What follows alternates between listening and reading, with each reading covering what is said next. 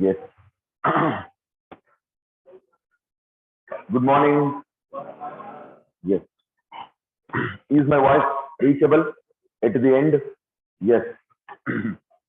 Once again, welcome back for Polity.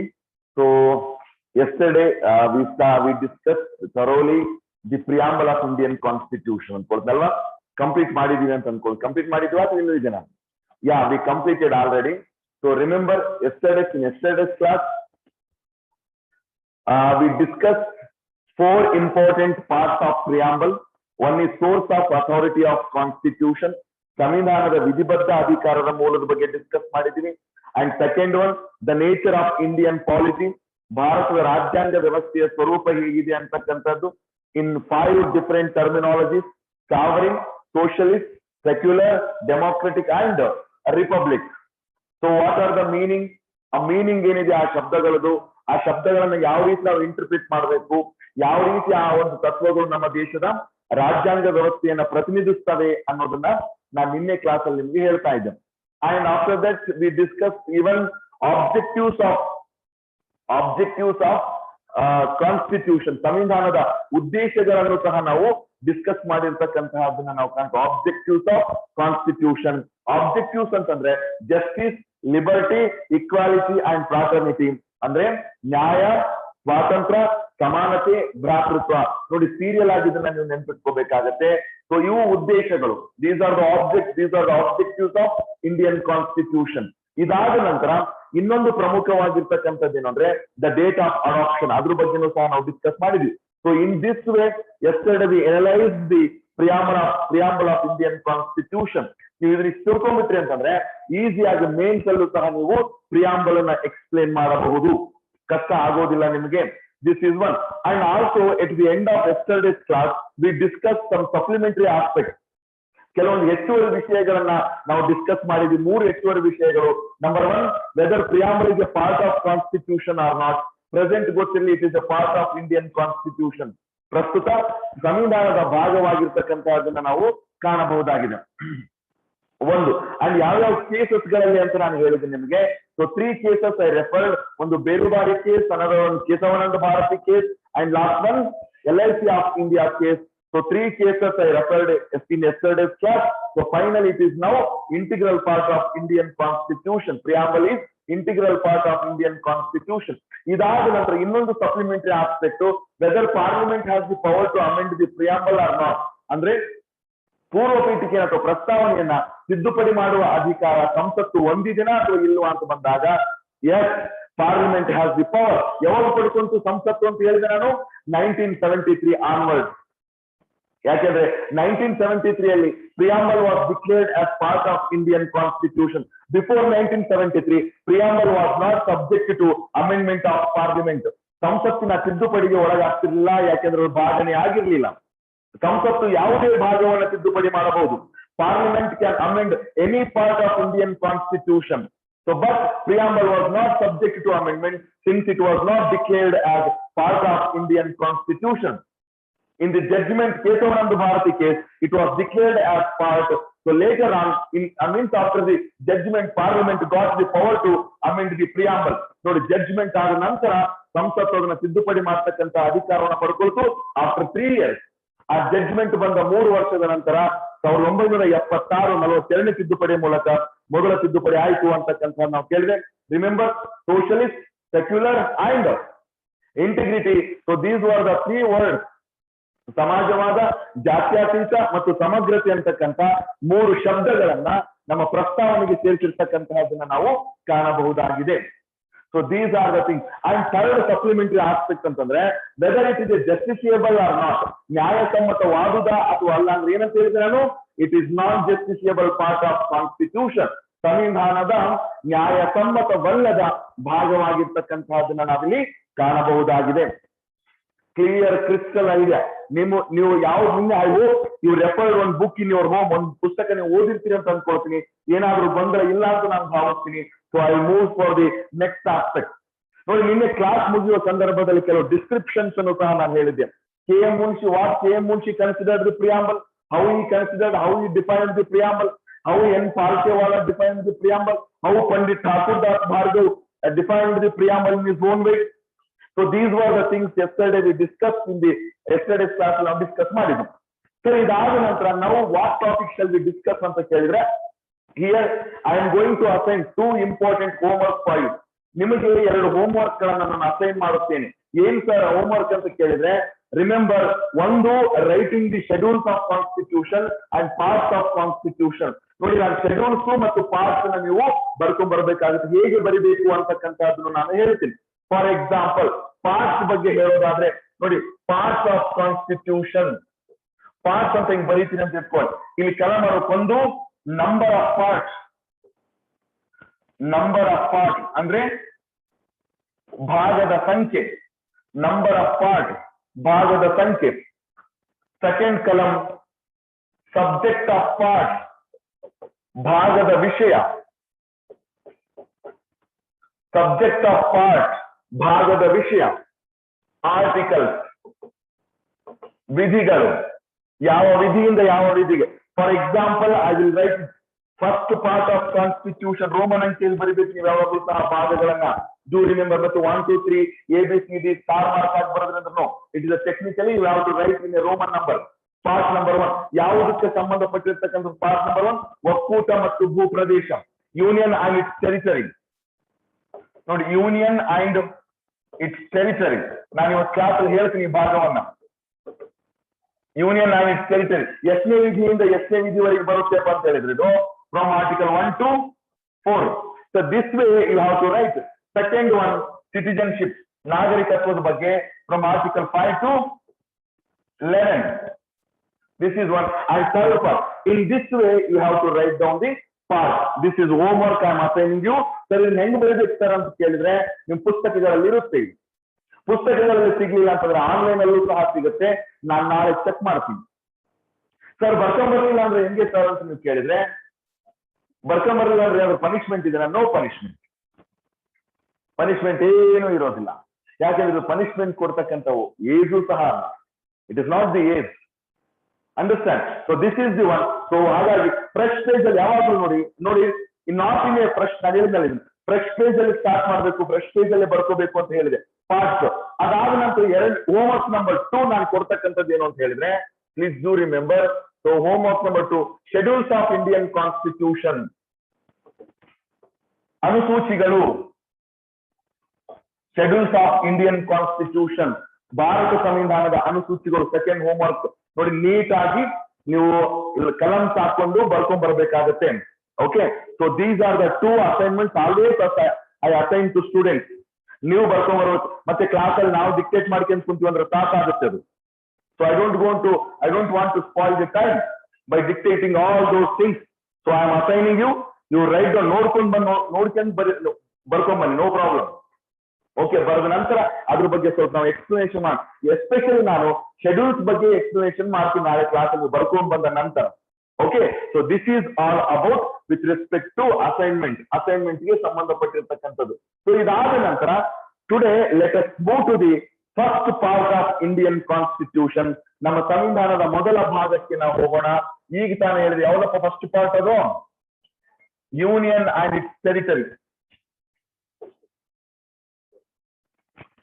Union and its territory.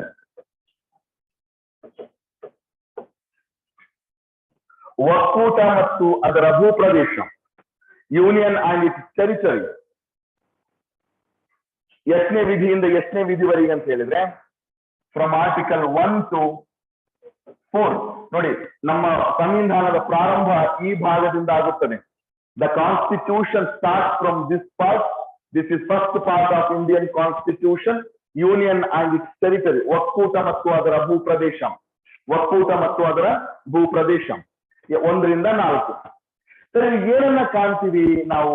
What we are going to study in this part. ಈ ಭಾಗದಲ್ಲಿ ನಾವು ಏನನ್ನ ಅಧ್ಯಯನ ಮಾಡ್ತೀವಿ ಅಂತಂದ್ರೆ, ನಮ್ಮ ರಾಜ್ಯಾಂಗ ವ್ಯವಸ್ಥೆ ಹೇಗಿದೆ, ಹೌ ದ ಇಂಡಿಯನ್ ಪಾಲಿಟಿ, ಏನ ಒಕ್ಕೂಟ ವ್ಯವಸ್ಥೆ ಹೇಗಿದೆ, ರಾಜ್ಯಗಳ ವ್ಯವಸ್ಥೆ ಹೇಗಿದೆ ಅಂತಕ್ಕಂಥದ್ದನ್ನ ನಾವು ಸ್ಟಡಿ ಮಾಡಬೇಕು. ನೋಡಿ, this is the basic part it is. ಈ ಭಾಗವನ್ನು ಅರ್ಥ ಮಾಡ್ಕೊಂಡ್ರೆ ನೀವು ಮುಂದಿನ ಭಾಗಗಳನ್ನ ಈಸಿಯಾಗಿ ಅಂಡರ್ಸ್ಟ್ಯಾಂಡ್ ಮಾಡ್ಕೋಬಹುದು. ಸಾರಿ, ನೋಡಿ ಅಲ್ಲಿ ನಾ ಶಬ್ದವನ್ನ ಯೂನಿಯನ್ ಅಂತ ಯೂಸ್ ಮಾಡಿದ್ದೀನಿ. ಒಕ್ಕೂಟ ಅಂತಕ್ಕಂಥ ಶಬ್ದವನ್ನ ನಾನು ಪದೇ ಪದೇ ಮುಂದಿನ ಕ್ಲಾಸ್ಗಳಲ್ಲಿ ಯೂಸ್ ಮಾಡ್ತೀನಿ ನಾನು. ನೀವು ಫಸ್ಟ್ ಅರ್ಥ ಮಾಡ್ಕೋಬೇಕಲ್ಲ, ಏನು ಒಕ್ಕೂಟ ಅಂತಂದ್ರೇನು, ಆ ಒಕ್ಕೂಟ ಅಂದ್ರೇನು, ಆ ಒಕ್ಕೂಟದಲ್ಲಿ ಏನೆಲ್ಲ ಬರ್ತವೆ ಅಂತಕ್ಕಂಥದನ್ನ ತಿಳ್ಕೊಂಡಾಗ ಮಾತ್ರ ಮುಂದಿನ ಕಾನ್ಸೆಪ್ಟ್ ಗಳನ್ನು ಈಸಿಯಾಗಿ ಅರ್ಥ ಮಾಡ್ಕೋಬಹುದು. So that today I am going to discuss the first part of Indian constitution. Article wise ನಾನು ಡಿಸ್ಕಸ್ ಮಾಡ್ತೀನಿ. Listen carefully. So now article number 1. What article number 1 says? Let us discuss. ಒಂದನೇ ವಿಧಿ. ಇಲ್ಲಿ ಒಂದು ಸೆಂಟೆನ್ಸ್ ಬರುತ್ತೆ, ಆ sentence ನ ಬರೆಸ್ತೀನಿ ನಾನು. ಅದಾದ ನಂತರ ಆ ಸೆಂಟೆನ್ಸ್ ಬಗ್ಗೆ ನಾವು ಡಿಸ್ಕಸ್ ಮಾಡಬಹುದು. The famous sentence in first article, that is India, that is Bharat,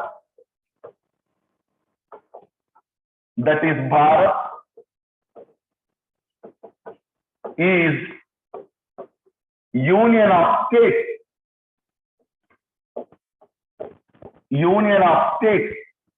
So this is the first sentence of article 1. ಒಂದನೇ ವಿಧಿಯಲ್ಲಿ ಬರ್ತಕ್ಕಂಥ ಸೆಂಟೆನ್ಸ್ ನೋಡಿ.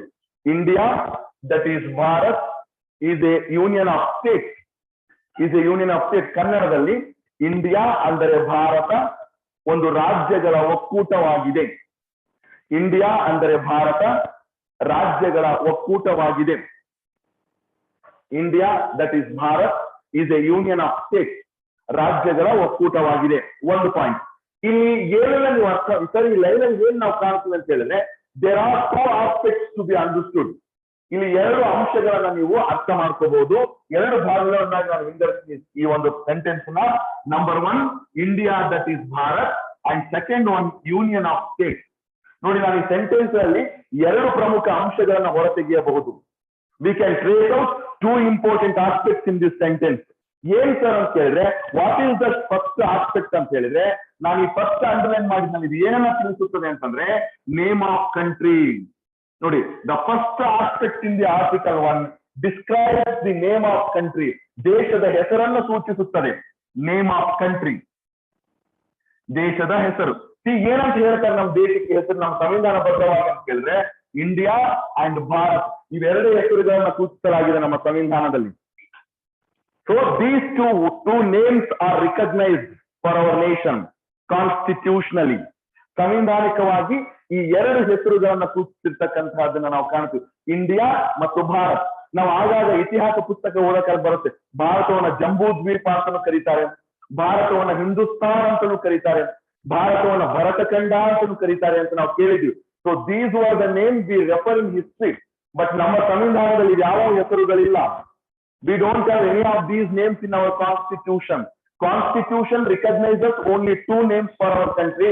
That is ಒಂದು ಇಂಡಿಯಾ, ಇನ್ನೊಂದು ಭಾರತ. ಇಂಡಿಯಾ ಮತ್ತು ಭಾರತ. ಸೊ ಈ 2 ಹೆಸರುಗಳು ಮಾತ್ರ ನಮ್ಮ ದೇಶಕ್ಕೆ ನಮ್ಮ ಸಂವಿಧಾನದಲ್ಲಿ ಸೂಚಿಸಲಾಗಿದೆ. ಜಂಬೂದ್ವೀಪ, ಭರತಖಂಡ, ಹಿಂದೂಸ್ತಾನ್ ಅವ್ಯಾವ ಸಹ ಹೆಸರುಗಳು ನಮ್ಮ ಸಂವಿಧಾನದಲ್ಲಿ ಇಲ್ಲ. Point number 1, it is clear. ಒಂದು, and this are what this union of states indicate. ಇದು ಏನನ್ನ ಸೂಚಿಸುತ್ತದೆ ಅಂತ ಹೇಳಿದ್ರೆ, union, the term union of state indicate what sort of political system we have in India. ಭಾರತದ ರಾಜಕೀಯ ವ್ಯವಸ್ಥೆಯ ಸ್ವರೂಪವನ್ನು ಸೂಚಿಸುತ್ತದೆ. The nature of Indian politics, the nature of Indian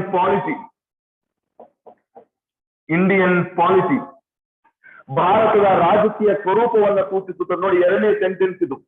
2ನೇ sentence, nature of Indian politics clear ಆಗಿರುತ್ತೆ. Sir ಏನ್ sir ಇದು union of states? Union of states ಅಂದ್ರೆ ನಮ್ದು ಸಂಯುಕ್ತ ವ್ಯವಸ್ಥೆಯನ್ನು ಅಳವಡಿಸಿಕೊಂಡಿರ್ತಕ್ಕಂಥ ರಾಷ್ಟ್ರ. We have adapted federal form of government. ಆದ್ರೆ ಫೆಡರಲ್ ಅಂತಕ್ಕಂಥ ಶಬ್ದ ನಮ್ಮ ಸಂವಿಧಾನದಲ್ಲಿ ಎಲ್ಲೂ ಇಲ್ಲ. We don't have the word federal in our constitution. Instead of that we have the term union. ಒಕ್ಕೂಟ ಎಂಬ ಶಬ್ದವನ್ನು ಅಳವಡಿಸಿಕೊಂಡಿದ್ದೇವೆ. ಯಾಕೆ ನಾವು ಒಕ್ಕೂಟ ಎಂಬ ಶಬ್ದವನ್ನು ಅಳವಡಿಸಿಕೊಂಡಿದ್ದೇವೆ? ಫೆಡರೇಷನ್ ಅಂತಕ್ಕಂಥ ಶಬ್ದವನ್ನ, ಫೆಡರೇಷನ್ ಅಂತಕ್ಕಂಥ ಶಬ್ದವನ್ನು ಸೇರಿಸಬಹುದಲ್ಲ? Remember the same discussion happened in constituent assembly. Constituent ಅಸೆಂಬ್ಲಿಯಲ್ಲಿ ಡಿಸ್ಕಷನ್ ಆಗುತ್ತೆ. ಏನ್ ಡಿಸ್ಕಷನ್ ಅಂತಂದ್ರೆ, ಯಾವಾಗ ಈ ಟರ್ಮ್ ಯೂಸ್ ಮಾಡಿದ್ರು ಅಂಬೇಡ್ಕರ್ ಅಂಡ್ ಕರಡು ಕಮಿಟಿ ಯೂನಿಯನ್ ಆಫ್ ಸ್ಟೇಟ್ಸ್ ಅಂತ, ಹಾಗೆ ಕೆಲವು ಮೆಂಬರ್ಸ್ ಎದ್ಬಿಟ್ರು. They ask question, mister Ambedkar ji, why you have added the term union of states instead of federation of states? ನಮ್ಮ ಫೆಡರೇಷನ್ ಆಫ್ ಸ್ಟೇಟ್ಸ್ ಅಂತ ನೀವು ಯಾಡ್ ಮಾಡ್ಬೋದಾಗಿತ್ತಲ್ಲ, ಯಾಕೆ ನೀವು ಯೂನಿಯನ್ ಆಫ್ ಸ್ಟೇಟ್ಸ್ ಅಂತ ಯಾಡ್ ಮಾಡಿದ್ದೀರಿ ಅಂತಂದಾಗ, ಈ depended the term union of states. No, federation of state ಶಬ್ದ ಇದೆಯಲ್ಲ, ಅಥವಾ ರಾಜ್ಯಗಳ ಫೆಡರೇಷನ್ ಎಂಬ ಶಬ್ದ ನಮಗ್ ಸೂಟ್ ಆಗೋದಿಲ್ಲ. ನಮಗ್ ಸೂಟ್ ಆಗ್ತಕ್ಕಂಥದ್ದು ಯಾವುದಂದ್ರೆ ಯೂನಿಯನ್ ಆಫ್ ಸ್ಟೇಟ್, ರಾಜ್ಯಗಳ ಒಕ್ಕೂಟ ಎಂಬ ಶಬ್ದ ನಮಗೆ ಸೂಟ್ ಆಗುತ್ತೆ. ಯಾಕೆ ಅನ್ನೋದಕ್ಕೆ ಕಾರಣವನ್ನೂ ಕೊಡುತ್ತಾರೆ. Remember, so why the Constituent Assembly drafting committee did not choose the term Federation of States?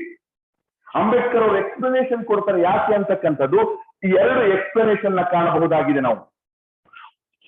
Sorry, what are the two aspect? ನೋಡಿ, ಎರಡು ಎಕ್ಸ್ಪ್ಲನೇಷನ್ ಎಲ್ಲಿ ಬರ್ತದೆ. ಹೆಡ್ಲೈನ್ ಏನಂತಂದ್ರೆ, Ambedkar defined the term union of states instead of federation of states. ಅಂದ್ರೆ ರಾಜ್ಯಗಳ federation ಎಂಬ ಶಬ್ದದ ಬದಲಿಗೆ ರಾಜ್ಯಗಳ ಒಕ್ಕೂಟ ಎಂಬ ಶಬ್ದವನ್ನು ಅಂಬೇಡ್ಕರ್ ಅವರು ಎರಡು ರೀತಿಯಲ್ಲಿ ಸಮರ್ಥಿಸಿಕೊಳ್ಳುತ್ತಾರೆ. ಇನ್ ಟೂ ವೇ ಈ defended the term union of state. ಯಾವ ರೀತಿ ಎರಡು ರೀತಿಯಲ್ಲಿ ಅವರು ಸಮರ್ಥಿಸಿಕೊಂಡ್ರು ಅಂತ ಹೇಳಿದ್ರೆ, ನಾನು ಒಂದು ಆಸ್ಪೆಕ್ಟ್ ನಲ್ಲಿ ಹೇಳ್ತೀನಿ. Remember, America is a federation of state. ಗೊತ್ತಿರಲಿ ನಿಮಗೆ, ಅಮೆರಿಕ ಇದೆಯಲ್ಲ, that is a federation of state. ಅಮೆರಿಕಕ್ಕೆ ಸೂಟ್ ಆಗುತ್ತೆ ಆ ಶಬ್ದ, ಆದ್ರೆ ನಮಗ್ ಸೂಟ್ ಆಗಲ್ಲ. ಯಾಕೆ ಅಂತಂದ್ರೆ ಎರಡು ಕಾರಣಗಳನ್ನ ಇಲ್ಲಿ ಅಂಬೇಡ್ಕರ್ ಅವರು ಹೇಳ್ತಾರೆ. What are those two reasons ಅಂತ ಹೇಳಿದ್ರೆ, number one, Indian union is not a outcome of an agreement. ಭಾರತದ ಒಕ್ಕೂಟವು ಯಾವುದೇ ಒಪ್ಪಂದದ ಪ್ರತಿಫಲವಲ್ಲ. Indian union is not a result of an agreement, not a outcome of an agreement. ಗೊತ್ತಿಲ್ಲ ನಿಮಗೆ, ಭಾರತದ ಒಕ್ಕೂಟವು ಯಾವುದೇ ಒಪ್ಪಂದದ ಫಲವಾಗಿರ್ತಕ್ಕಂಥದ್ದಲ್ಲ, ಅಥವಾ ಒಪ್ಪಂದದಿಂದ ಹೊರಬರ್ತಕ್ಕಂಥದ್ದಲ್ಲ, ಬಂದಿರ್ತಕ್ಕಂಥದ್ದಲ್ಲ. ಸರಿ, ಏನ್ ಸರ್ ಹಿಂಗಂದ್ರೆ ಅಂತ ಕೇಳಿದ್ರೆ, ನಾನು ಎಕ್ಸಾಂಪಲ್ ಕೊಡ್ತೀನಿ ನಿಮಗೆ. C, America is a federation of state. ಯಾಕೆ ಅಂದ್ರೆ ಅಮೆರಿಕ ದೇಶ ಉಗಮವಾದಾಗ ಅಲ್ಲಿನ ರಾಜ್ಯಗಳ ಮಧ್ಯೆ ಅಗ್ರಿಮೆಂಟ್ ಆಗಿತ್ತು. There was agreement among the 13 states. ಅವಾಗ 13 ರಾಜ್ಯಗಳಿಗೂ ಅಮೆರಿಕ ಸಂಸ್ಥಾನ ಸ್ಥಾಪನೆಯಾದಾಗ 13 ರಾಜ್ಯಗಳು ಅಗ್ರಿಮೆಂಟ್ ಗೆ ಸೈನ್ ಮಾಡಿದವು. Here by we are approving or we are accepting the United States of America as our nation and we are going to be with this federation ಅಂತ ಹೇಳಿ agreement ಮಾಡಿಕೊಂಡು 13 ರಾಜ್ಯಗಳು ಅದ್ರ ಜೊತೆ ಸೇರ್ಕೊಂಡ್ರು. ಅಗ್ರಿಮೆಂಟ್ ಆಗಿತ್ತು, ಗೊತ್ತಿರಲಿ ನಿಮಗೆ. ಆದ್ರೆ ಭಾರತದ ಒಕ್ಕೂಟ ರಚನೆ ಹಾಕಲ್ಕ ಯಾವುದೇ ಈ ರೀತಿ ಅಗ್ರಿಮೆಂಟ್ ಆಗಿರಲಿಲ್ಲ. No such agreement we had in our history why creating union. ಒಕ್ಕೂಟವನ್ನು ರಚಿಸಕಾಲಕ್ಕೆ ಮತ್ತೆ ರಾಜ್ಯಗಳು ದೇಶೀಯ ಸಂಸ್ಥಾನಗಳು ಹೆಂಗ್ ಸೇರ್ಕೊಂಡು ಸರ್ ಅಂದ್ರೆ ಕೋರಿಕೆಯಿಂದ ಸೇರಿಕೊಂಡಿದ್ದಾವೆ. Voluntarily all joined the Indian union. ಇಲ್ಲಿ ಯಾವುದೇ ಅಗ್ರಿಮೆಂಟ್ ಆಗಿಲ್ಲ ರಾಜ್ಯಗಳ ಮಧ್ಯೆ. ಇಷ್ಟು ವರ್ಷ ಇರ್ತೀವಿ ನಾವು, ಇಷ್ಟು ವರ್ಷ ಹೊರಗೆ ಹೋಗ್ತೀವಿ ಅಂತ. No such agreement we had in our history, but America had agreement. ಹಾಗಾಗಿ ಅಮೆರಿಕಕ್ಕೆ ನಾವು ಫೆಡರೇಷನ್ ಅಂತ ಕರಿಬಹುದೇ ವಿನಃ ನಮಗ್ ಕರೆಯೋದು ಬರೋಲ್ಲ. ಅವರ್ಸ್ ಇದೆ ಯೂನಿಯನ್. ಇದೊಂದು ಒಕ್ಕೂಟ ಇದೆ, ರಾಜ್ಯಗಳ ಒಕ್ಕೂಟ. ಯಾಕಂದ್ರೆ ನಮ್ಮ ಒಕ್ಕೂಟ ಯಾವುದೇ ಒಪ್ಪಂದದ ಫಲವಾಗಿರ್ತಕ್ಕಂಥದ್ದಲ್ಲ. ಸ್ವಇಚ್ಛೆಯಿಂದ ಎಲ್ಲ ಸಂಸ್ಥಾನಗಳು, ಎಲ್ಲ ಪ್ರಾಂತ್ಯಗಳು ಭಾರತದ ಒಕ್ಕೂಟವನ್ನು ಸೇರ್ಕೊಂಡಿರ್ತಕ್ಕಂಥದ್ದನ್ನು ನಾವು ಕಾಣುತ್ತೇವೆ. This is the first reason Ambedkar quoted for the term that is union of state. ಯಾಕೆ ಅದನ್ನ ನಾವು ಚೂಸ್ ಮಾಡಿ ಅನ್ನೋದಕ್ಕೆ ಮೊದಲ ರೀಸನ್ ಕೊಡ್ತಾರೆ, ಒಂದೇದು. ಅಂಡ್ ಎರಡನೇ ರೀಸನ್ ಸಹ ಕೊಡ್ತಾರೆ. ಏನು ಅಂತಂದ್ರೆ, in federation what happens since they have an agreement ಇರೋದ್ರಿಂದ ಯಾವುದೇ ಸಂದರ್ಭದಲ್ಲಿ ಅಲ್ಲಿನ ರಾಜ್ಯಗಳು ಆ ದೇಶವನ್ನು ಬಿಟ್ಟು ಹೋಗಬಹುದು. ಅಗ್ರಿಮೆಂಟ್ ಇದೆ ಅಲ್ಲಿ. At any time they can leave the nation. At any time they can go away from the country. ಹೊಸ ರಾಜ್ಯ ಆಗ್ಬೋದು, ಒಂದು ರಾಜ್ಯ ಹೊರಗೆ ಹೊಸ ದೇಶ ಆಗ್ಬೋದು ಫೆಡರೇಷನ್ ಅಲ್ಲಿ. ಬಟ್ ನೋ, ಇನ್ ಇಂಡಿಯಾ ಹಂಗಲ್ಲ. ಒಂದು ಸರ್ತಿ ನಮ್ಮ ದೇಶದ ಒಕ್ಕೂಟದ ರಾಜ್ಯಗಳು ಸೇರ್ಕೊಂಡು ಅಂತ ಹೇಳಿದ್ರೆ ಯಾವುದೇ ಕಾರಣಕ್ಕೂ ಹೊರಗೋಗ್ತಕ್ಕಂಥ ಅಧಿಕಾರ ಇಲ್ಲ ನಮ್ಮಲ್ಲಿ. The states that are there in Indian Union do not have power to secede the union. ಒಕ್ಕೂಟವನ್ನ ಬಿಟ್ಟು ಹೋಗ್ತಕ್ಕಂಥ ಅಧಿಕಾರ ರಾಜ್ಯಗಳಿಗೆ. Karnataka is a state. ಕರ್ನಾಟಕವನ್ನ ಡಿವೈಡ್ ಮಾಡಿ ಇನ್ನೊಂದು ರಾಜ್ಯ ಮಾಡಬಹುದು ವಿನಃ, ಆದ್ರೆ ಕರ್ನಾಟಕ ಭಾರತವನ್ನ ಬಿಟ್ಟು ಹೋಗಿ ಹೊಸ ರಾಷ್ಟ್ರ ಆಗುತ್ತೆ ಅಂದ್ರೆ no, it is not possible. States do not have any power to leave the union, to go away from the union. ಒಕ್ಕೂಟವನ್ನ ಬಿಟ್ಟು ಹೋಗ್ತಕ್ಕಂಥ ಅಧಿಕಾರ ರಾಜ್ಯಗಳಿಗೆ ಇಲ್ಲ. ಬಟ್ ಅಮೆರಿಕದಲ್ಲಿ ಇತ್ತು ಅದು, ಈಗ ಚೇಂಜ್ ಮಾಡಿದೆ. That is the difference. ನೋಡಿ, ಅಮೆರಿಕ ಸಂಸ್ಥಾನ ಒಪ್ಪಂದದಿಂದ ಸೃಷ್ಟಿಯಾಗಿದೆ. ಅಲ್ಲಿನ ರಾಜ್ಯಗಳಿಗೆ ಆ ಸಂಸ್ಥಾನವನ್ನು ಬಿಟ್ಟು ಹೋಗ್ತಕ್ಕಂಥ ಅಧಿಕಾರ ಇತ್ತು. ಬಟ್ ನಮ್ಮಲ್ಲಿ ಆ ಎರಡು ಕ್ಯಾರೆಕ್ಟರಿಸ್ಟಿಕ್ಸ್ ಗಳನ್ನ ಕಾಣೋದಿಲ್ಲ. We didn't have agreement and the states do not have power to secede the union or go away from the union or leave the union. So ಈ ಎರಡು ಕಾರಣಗಳನ್ನ ಅಂಬೇಡ್ಕರ್ ಸಮರ್ಥಿಸಿಕೊಳ್ತಾರೆ. ಹಾಗಾಗಿ ನಾನು ಫೆಡರೇಷನ್ ಆಫ್ ಸ್ಟೇಟ್ಸ್ ಅಂತಕ್ಕಂಥ ಶಬ್ದವನ್ನು ಇಲ್ಲಿ ಸೇರ್ಸಕ್ ಆಗೋದಿಲ್ಲ. The word union of States is suitable for Indian context. ನೋಡಿ ಎಷ್ಟು ಬ್ಯೂಟಿಫುಲ್ ಆಗಿ Ambedkar narrated the aspect. Clear idea. So ಹಂಗಾಗಿ ನೋಡಿ, ಈ ರಾಜ್ಯಗಳ ಒಕ್ಕೂಟ ಎಂಬ ಶಬ್ದ ನಮಗೆ ಸೂಟ್ ಆಗುತ್ತೆ ವಿನಃ ರಾಜ್ಯಗಳ ಫೆಡರೇಷನ್ ಎಂಬ ಶಬ್ದ ನಮಗೆ ಸೂಟ್ ಆಗೋದಿಲ್ಲ. These are the two arguments, two defensive aspects. So Ambedkar put forth in constituent assembly, ರಚನಾ ಸಮಿತಿಯಲ್ಲಿ ಇರತಕ್ಕಂಥ ಎರಡು ಪ್ರಮುಖ ಅಂಶಗಳನ್ನ ನೀವು ಸ್ಮರಿಸಿಕೊಳ್ಬೇಕಾಗಿದೆ. This is the one aspect. Okay, so ಗೊತ್ತಿರಲಿ ನಿಮಗೆ. ನೋಡಿ, ಈ sentence India that is union, India that is Bharat is a union of state. ಈ ಸೆಂಟೆನ್ಸ್ ನೀವು ಎರಡು ಪ್ರಕಾರಗಳಲ್ಲಿ ಒಂದು ದೇಶದ ಹೆಸರು, ಇನ್ನೊಂದು ನಮ್ಮ ದೇಶದ ರಾಜಕೀಯ ಸ್ವರೂಪ ಹೇಗಿದೆ ಅಂತಕ್ಕಂಥದ್ದನ್ನು ನೀವು ತಿಳ್ಕೋಬಹುದು. ಕ್ಲಿಯರ್ ಆಗಿ ಒಂದು. ಅಂಡ್ ಇನ್ನೊಂದು ಆಸ್ಪೆಕ್ಟ್ ಸಹ ಬರುತ್ತೆ. ಏನು ಅಂತ ಹೇಳಿದ್ರೆ, ಈ ಒಂದನೇ there is one sub article in this. ಇನ್ನೊಂದು ಉಪವಿಧಿ ಬರುತ್ತೆ. ಒಂದೇ ವಿಧಿಯಲ್ಲಿ ಇನ್ನೊಂದು ಉಪವಿಧಿ ಬರುತ್ತೆ. ಒಂದು ಉಪವಿಧಿ ಬರುತ್ತೆ. ಆ ಉಪವಿಧಿಯನ್ನು ಸಹ ನಾವು ಡಿಸ್ಕಸ್ ಮಾಡೋಣ. ಏನು ಅಂತಂದ್ರೆ, ನೋಡಿ, ಶಬ್ದ ಇಲ್ಲಿ ಟೆರಿಟರಿ ಅಂತನೂ ಸಹ ಬಂದಿದೆ. ನೀವು ಸ್ವಲ್ಪ ಗಮನಿಸಿ. ಭೂಪ್ರದೇಶ, ದ ಟೆರಿಟರಿ ಆಫ್ ಯೂನಿಯನ್ ಅಂತ ಬರುತ್ತೆ. ಒಕ್ಕೂಟದ ಭೂಪ್ರದೇಶ ಅಂತಕ್ಕಂಥದ್ದು. ಇನ್ನೊಂದು ಶಬ್ದನು ಬಂದಿದೆ, ಯೂನಿಯನ್ ಆಫ್ ಸ್ಟೇಟ್ಸ್ ಅಂತಕ್ಕಂಥದ್ದು ಬಂದಿದೆ. ಮತ್ತೆ ಈ ಶಬ್ದಕ್ಕೂ ಏನೋ ಡಿಫರೆನ್ಸ್ ಇದೆ. Once again I write here. ನೋಡಿ, ಒಂದು territory of nation or territory of union ಅಥವಾ territory of country, territory of country hopefully, yes, territory of India, ನೋಡಿ ಒಂದು ಟರ್ಮು. ಎರಡನೇದು ಯೂನಿಯನ್ ಆಫ್ ಇಂಡಿಯಾ,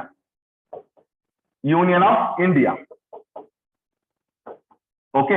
ಎರಡು ಟರ್ಮ್ಗಳನ್ನ ನಾವು ಉಲ್ಲೇಖಿಸಬಹುದು. ಒಂದು ಯೂನಿಯನ್ ಆಫ್ ಇಂಡಿಯಾ ಇಲ್ಲಿದೆ, ಇನ್ನೊಂದು ಟೆರಿಟರಿ ಇಲ್ಲಿದೆ. ಭಾರತದ ಭೂಪ್ರದೇಶ, ಭಾರತದ ಒಕ್ಕೂಟ, ಯೂನಿಯನ್ ಆಫ್ ಸ್ಟೇಟ್ಸ್ ಅಂತ ಕರಿತೀವಿ. ರಾಜ್ಯಗಳ ಒಕ್ಕೂಟ ಅಂತ. ಯಾರು ವೇಟಿಂಗ್ ಬರ್ತಾ ಇದೆಯಲ್ಲ, 2 minutes. ಯೂನಿಯನ್ ಆಫ್ ಸ್ಟೇಟ್ಸ್, ಇದರಲ್ಲಿ ಯಾವ ಟರ್ಮ್ ಬ್ರಾಡರ್, ಯಾವ ಟರ್ಮ್ ನ್ಯಾರೋ ಮೀನಿಂಗ್ ಹೊಂದಿದೆ ಅನ್ನೋದು ಬಹಳ ಮುಖ್ಯ. ಈ ಎರಡರಲ್ಲಿ ಭಾರತದ ಭೂಪ್ರದೇಶ ಮತ್ತು ರಾಜ್ಯಗಳ ಒಕ್ಕೂಟ ಎರಡು ಶಬ್ದ ಬರೆದಿದ್ದೀನಿ ನಾನು. ನಿಮಗೆ ಮೇಲ್ನೋಟಕ್ಕೆ ನಿಮ್ಗೆ ಏನ್ ಗೊತ್ತಾಗುತ್ತೆ ಹೇಳಿ? ಯಾವ ಶಬ್ದ ವಿಶಾಲಾತ್ಮಕ ಅರ್ಥವನ್ನ ಹೊಂದಿದೆ, ಯಾವ ಶಬ್ದ ಸಂಕುಚಿತ ಅರ್ಥವನ್ನ ಹೊಂದಿರಬಹುದು ಇಲ್ಲಿ? ಏನಮ್ಮ? ಭೂಪ್ರದೇಶ ಏನ್ ಶಬ್ದ? I'm not asking that. Which one is broader term, which one is narrow term here? ಯಾವುದು ವಿಶಾಲ ಅರ್ಥವನ್ನ ಹೊಂದಿದೆ, ಯಾವುದು ಸಂಕುಚಿತ ಅರ್ಥವನ್ನ ಹೊಂದಿದೆ? ಇವೆರಡರಲ್ಲಿ ಯಾವುದು? Territory of India, union of state. ರಾಜ್ಯಗಳ ಒಕ್ಕೂಟ ಅಂತಿದೆಯಲ್ಲ, ಇದೇನು ಬ್ರಾಡರ್ ಟರ್ಮ್ ಅಥವಾ narrow term? Remember, it is narrow term. ಇಲ್ಲಿ ಬ್ರಾಡರ್ ಟರ್ಮ್ ಯಾವುದು ಅಂದ್ರೆ ಟೆರಿಟರಿ ಆಫ್ ಇಂಡಿಯಾ. ಅಂದ್ರೆ ಭಾರತದ ಭೂಪ್ರದೇಶ ಎಂಬ ಶಬ್ದವು ರಾಜ್ಯಗಳ ಒಕ್ಕೂಟ ಎಂಬ ಶಬ್ದಕ್ಕಿಂತಲೂ ವಿಶಾಲಾರ್ಥವನ್ನ ಹೊಂದಿದೆ. ಹೇಗೆ ಅಂತ ನಾನು ಹೇಳ್ತೀನಿ ನಿಮಗೆ. Understand? Remember, the term territory of India is greater than the term union of States. ಯಾಕೆ ಸರ್ ಇದ ಅಂತ ಹೇಳಿದ್ರೆ, ನಾನು ಸಿಂಪಲ್ ಆಗಿ ಹೇಳ್ತೀನಿ ನಿಮಗೆ. ನೋಡಿ, ಯೂನಿಯನ್ ಆಫ್ ಸ್ಟೇಟ್ಸ್ ಅಲ್ಲಿ ಏನೇನ್ ಬರ್ತಾನೆ ಅಂತ ಹೇಳಿದ್ರೆ, ಒಂದು ಯೂನಿಯನ್ ಕೇಂದ್ರ, ಸೆಂಟ್ರಲ್ ಗೌರ್ಮೆಂಟ್ ಬರುತ್ತೆ, ಕೇಂದ್ರ ಸರ್ಕಾರ ಬರುತ್ತೆ. ಇನ್ನೊಂದು ಸ್ಟೇಟ್ಸ್ ಬರ್ತವೆ, ರಾಜ್ಯಗಳು ಬರ್ತವೆ ಅಷ್ಟೇ. ಇವನ್ ಕೇಂದ್ರಾಡಳಿತ ಪ್ರದೇಶಗಳು ಬರ್ಬೋದು. ನೋಡಿ, ಕೇಂದ್ರ, ರಾಜ್ಯಗಳು, ಕೇಂದ್ರಾಡಳಿತ ಪ್ರದೇಶಗಳು ಎದುರಲ್ಲಿ ಬರ್ತವೆ? ಯೂನಿಯನ್ ಆಫ್ ಸ್ಟೇಟ್ಸ್ ಅಲ್ಲಿ ಬರ್ತವೆ. ಮತ್ತೆ ಈ ಟೆರಿಟರಿ ಆಫ್ ಇಂಡಿಯಾ ಅಂದ್ರೆ ಏನು ಅಂತ ಹೇಳಿದ್ರೆ, ಇಲ್ಲಿ ರಾಜ್ಯಗಳು ಬರ್ತವೆ, ಕೇಂದ್ರಾಡಳಿತಗಳು ಟೆರಿಟರಿ ವ್ಯಾಪ್ತಿಗೆ ಬರ್ತವೆ. ಇನ್ನೊಂದು, ಮುಂದೆ ಭಾರತ ಯಾವುದಾದ್ರೂ ಭೂಪ್ರದೇಶವನ್ನು ವಶಪಡಿಸಿಕೊಳ್ತು ಅಂತಂದ್ರೆ ಅದೂ ಸಹ ಈ ಭೂಪ್ರದೇಶದ ವ್ಯಾಪ್ತಿಗೆ ಬರುತ್ತದೆ. ಅಂದ್ರೆ ಭಾರತದ ಭೂಪ್ರದೇಶ ಎಂಬ ಶಬ್ದ ಇದೆಯಲ್ಲ, ರಾಜ್ಯಗಳ ಒಕ್ಕೂಟ ಎಂಬ ಶಬ್ದಕ್ಕಿಂತಲೂ ವಿಶಾಲ ಅರ್ಥವನ್ನ ಹೊಂದಿರತಕ್ಕಂತ ಅದನ್ನ ನಾವು ಕಾಣುತ್ತೇವೆ. ಸೊ ಒಂದ್ ಸೆಂಟೆನ್ಸ್ ನೀವು ಬರ್ಕೊಂಡ್ಬಿಡ್ರಿ, the territory of India, the term territory of India includes ಏನನ್ನ ಒಳಗೊಳ್ಳುತ್ತದೆ? ಭಾರತದ ಭೂಪ್ರದೇಶ ಎಂಬ ಶಬ್ದ ಅಂತ ಹೇಳಿದ್ರೆ ನೋಡಿ, ಭಾರತದ ಭೂಪ್ರದೇಶ ಎಂಬ ಶಬ್ದವು ಏನನ್ನ ಒಳಗೊಳ್ಳುತ್ತೆ ಅಂತ ಬಂದಾಗ ನಂಬರ್ 1 ನೋಡಿ, ಟೆರಿಟರಿ ಆಫ್ ಸ್ಟೇಟ್, ರಾಜ್ಯಗಳ ಭೂಪ್ರದೇಶ ಇದ್ರಲ್ಲಿ ಬರ್ತದ ನೋಡಿ. ಇದ್ರಲ್ಲಿ ಬರ್ತಕ್ಕಂಥ ರಾಜ್ಯದ ಭೂಪ್ರದೇಶ ರಾಜ್ಯಗಳ ಭೂಪ್ರದೇಶ ಬರುತ್ತೆ ಒಂದು. ಅಂಡ್ ಎರಡನೇದಾಗಿ ಯೂನಿಯನ್ ಟೆರಿಟರೀಸ್, ಕೇಂದ್ರಾಡಳಿತ ಪ್ರದೇಶಗಳ ಭೂಪ್ರದೇಶವು ಬರುತ್ತದೆ.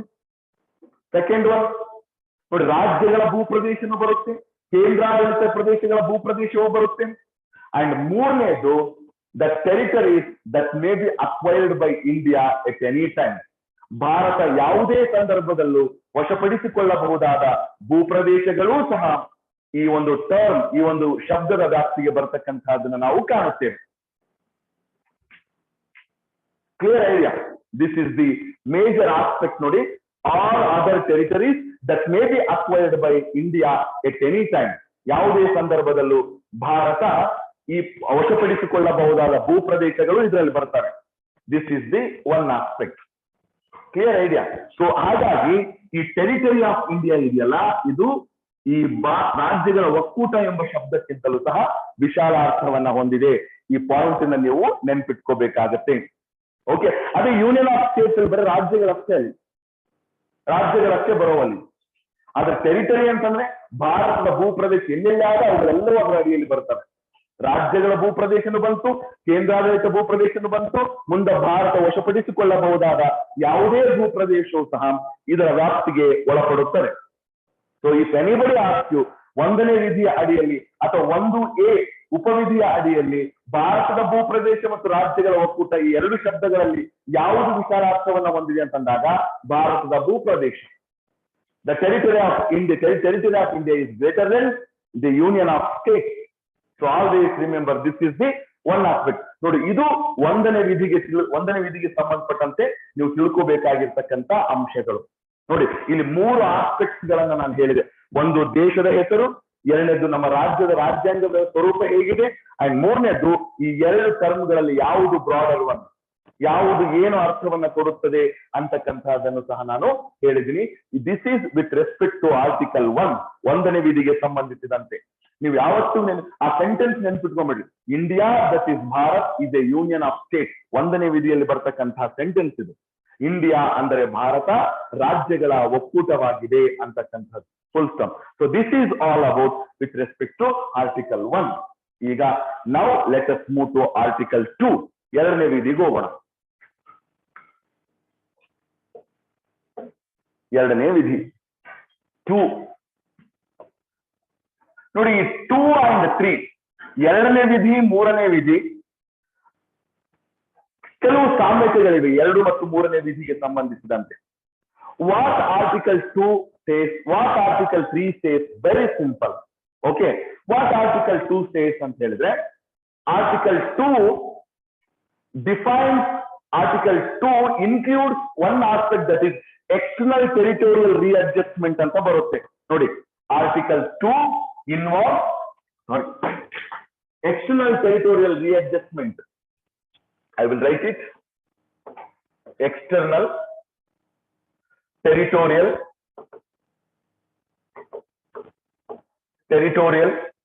readjustment. ನೋಡಿ, external territorial readjustment. Article 2 deals with external territorial readjustment. 2ನೇ ವಿಧಿಯು ಬಾಹ್ಯ ಭೌಗೋಳಿಕ ಮರುಹೊಂದಾಣಿಕೆಯ ಬಗ್ಗೆ ತಿಳಿಸುತ್ತದೆ. ಬಾಹ್ಯ ಭೌಗೋಳಿಕ ಮರುಹೊಂದಾಣಿಕೆಯ ಬಗ್ಗೆ ತಿಳಿಸುತ್ತದೆ.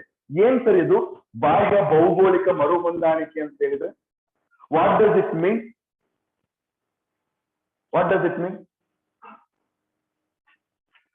ಸಿಂಪಲ್ ಆಗಿ ಹೇಳೋದಾದ್ರೆ ನೋಡಿ, ನಮ್ಮ ಸಂಸತ್ತಿಗೆ ಒಂದು ಅಧಿಕಾರ ಇದೆ. Parliament has power. ಹೊಸ ರಾಜ್ಯಗಳನ್ನ ಸೃಷ್ಟಿ ಮಾಡುವ ಅಧಿಕಾರ ಯಾರಿಗಿದೆ ನಮ್ಮ ದೇಶದಲ್ಲಿ? ಸಂಸತ್ತಿಗೆ ಮಾತ್ರ ಇದೆ. The parliament is the sole authority which can create or which can give admission for new state in to the Indian union. ಭಾರತದ ಒಕ್ಕೂಟದ ಒಳಗಡೆ ಹೊಸ ರಾಜ್ಯವನ್ನ ಸೃಷ್ಟಿಸುವ, ಹೊಸ ರಾಜ್ಯವನ್ನ ಸ್ಥಾಪಿಸ್ತಕ್ಕಂಥ ಅಧಿಕಾರ ಇರೋದು ಸಂಸತ್ತಿಗೆ ಮಾತ್ರ. ಸರ್, ಇದೇನ್ ಸರ್ 2ನೇ ವಿಧಿಯಲ್ಲಿ ಹೇಳಿರ್ತಕ್ಕಂಥದ್ದು ಅಂತ ಹೇಳಿದ್ರೆ, ರಿಮೆಂಬರ್ ನೋಡಿ, the parliament can declare any territory as Indian state, but that territory it was not part of Indian Union ಅಂತ ಬರುತ್ತೆ. ಅಂದ್ರೆ ಭಾರತದ ಭೂಪ್ರದೇಶದ ಭಾಗವಾಗದೇ ಇರ್ತಕ್ಕಂಥ ಪ್ರದೇಶಗಳನ್ನ ವಶಪಡಿಸಿಕೊಂಡು ಭಾರತದ ಒಕ್ಕೂಟದೊಳಗೆ ಅವುಗಳನ್ನು ರಾಜ್ಯಗಳನ್ನಾಗಿ ಪರಿವರ್ತಿಸ್ತಕ್ಕಂಥದ್ದು.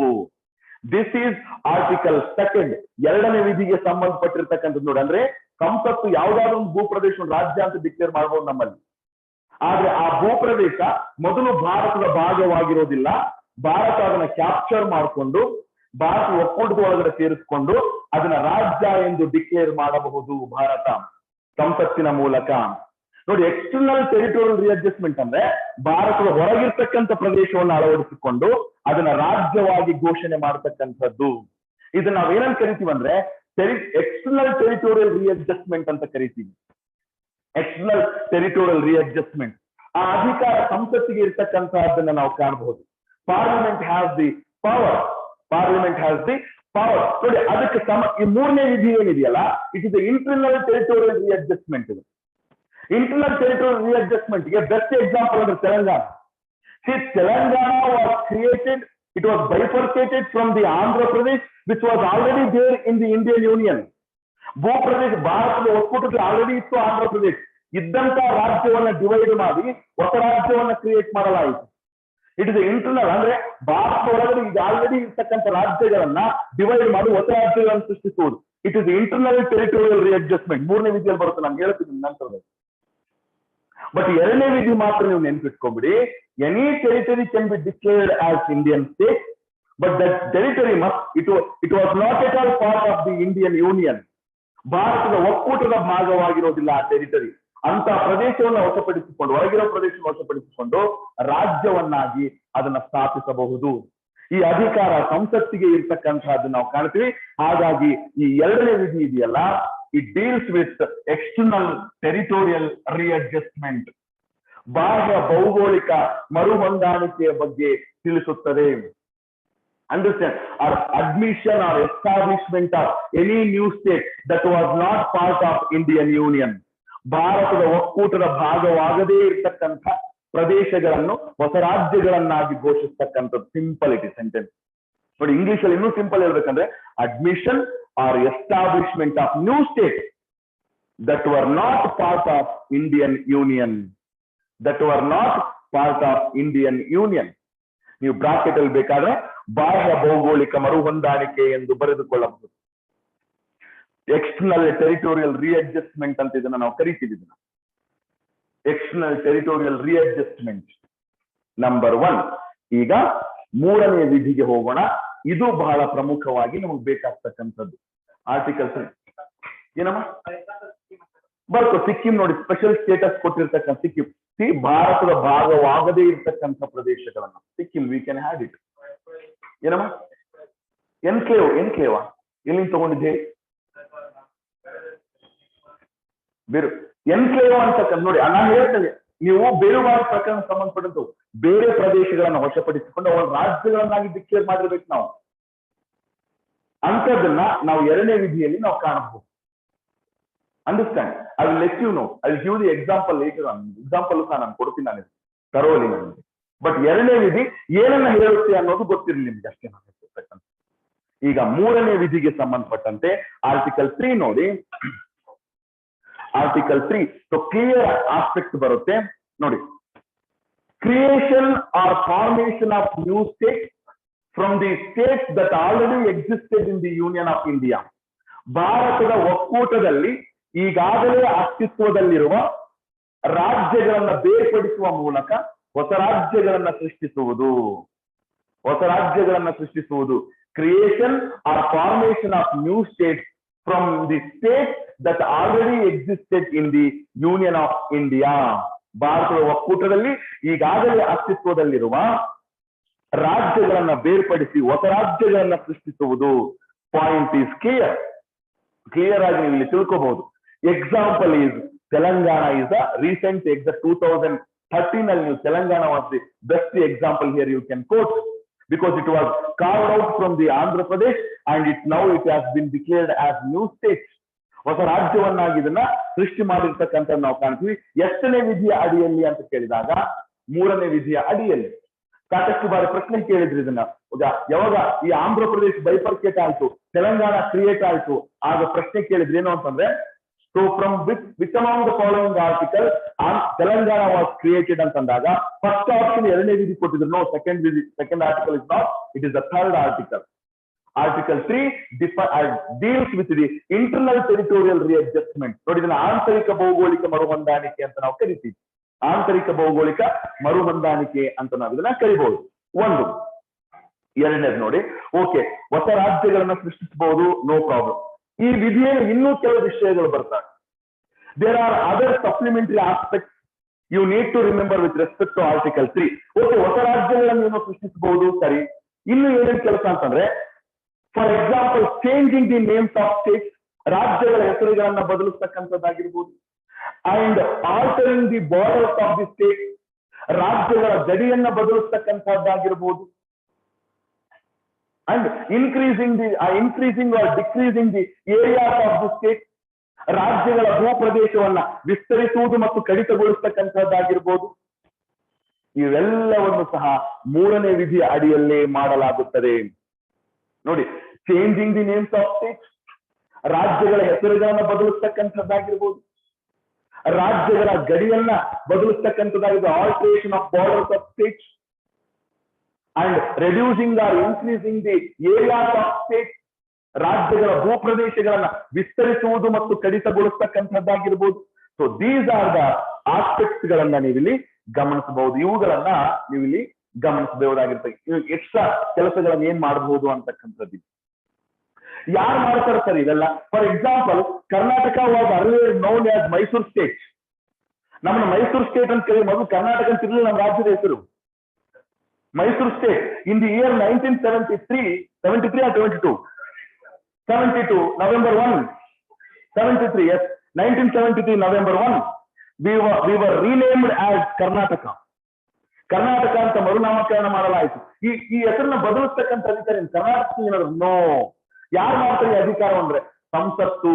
ನೋಡಿ, 2ನೇ ವಿಧಿ ಮತ್ತು 3ನೇ ವಿಧಿಗೆ ಸಂಬಂಧಪಟ್ಟಂತೆ ಏನೇ ಅಧಿಕಾರಗಳಿದ್ದು ಅದು ಸಂಸತ್ತಿಗೆ ಮಾತ್ರ. ರಾಜ್ಯಗಳ ಗಡಿಗಳನ್ನ ಆಲ್ಟರ್ ಮಾಡೋದು ಸಂಸತ್ತು, ರಾಜ್ಯಗಳ ಪ್ರದೇಶಗಳನ್ನ ವಿಸ್ತರಿಸುವುದು ಕಡಿತಗೊಳಿಸ್ತಕ್ಕಂಥದ್ದು ಸಂಸತ್ತು, ರಾಜ್ಯಗಳ ಹೆಸರುಗಳನ್ನ ಬದಲಿಸ್ತಕ್ಕಂಥದ್ದು ಸಂಸತ್ತು, ಇದ್ದಂತ ರಾಜ್ಯಗಳನ್ನ ಡಿವೈಡ್ ಮಾಡಿ ಹೊಸ ರಾಜ್ಯಗಳನ್ನು ಸೃಷ್ಟಿಸ್ತಕ್ಕಂಥದ್ದು ಸಂಸತ್ತು. All powers are vested in the hands of parliament as far as second and third article is concerned. 2 ಮತ್ತು 3ನೇ ವಿಧಿಗೆ ಸಂಬಂಧಿಸಿದಂತೆ ಸಂಸತ್ತಿಗೆ ಅಧಿಕಾರ ಇರ್ತಕ್ಕಂತಹದನ್ನ ನಾವು ಕಾಣುತ್ತೇವೆ. ಈಗ ಇನ್ನೊಂದು ಆಸ್ಪೆಕ್ಟ್ ಬರುತ್ತೆ sir, how the parliament does the process of changing the names or bifurcating the state.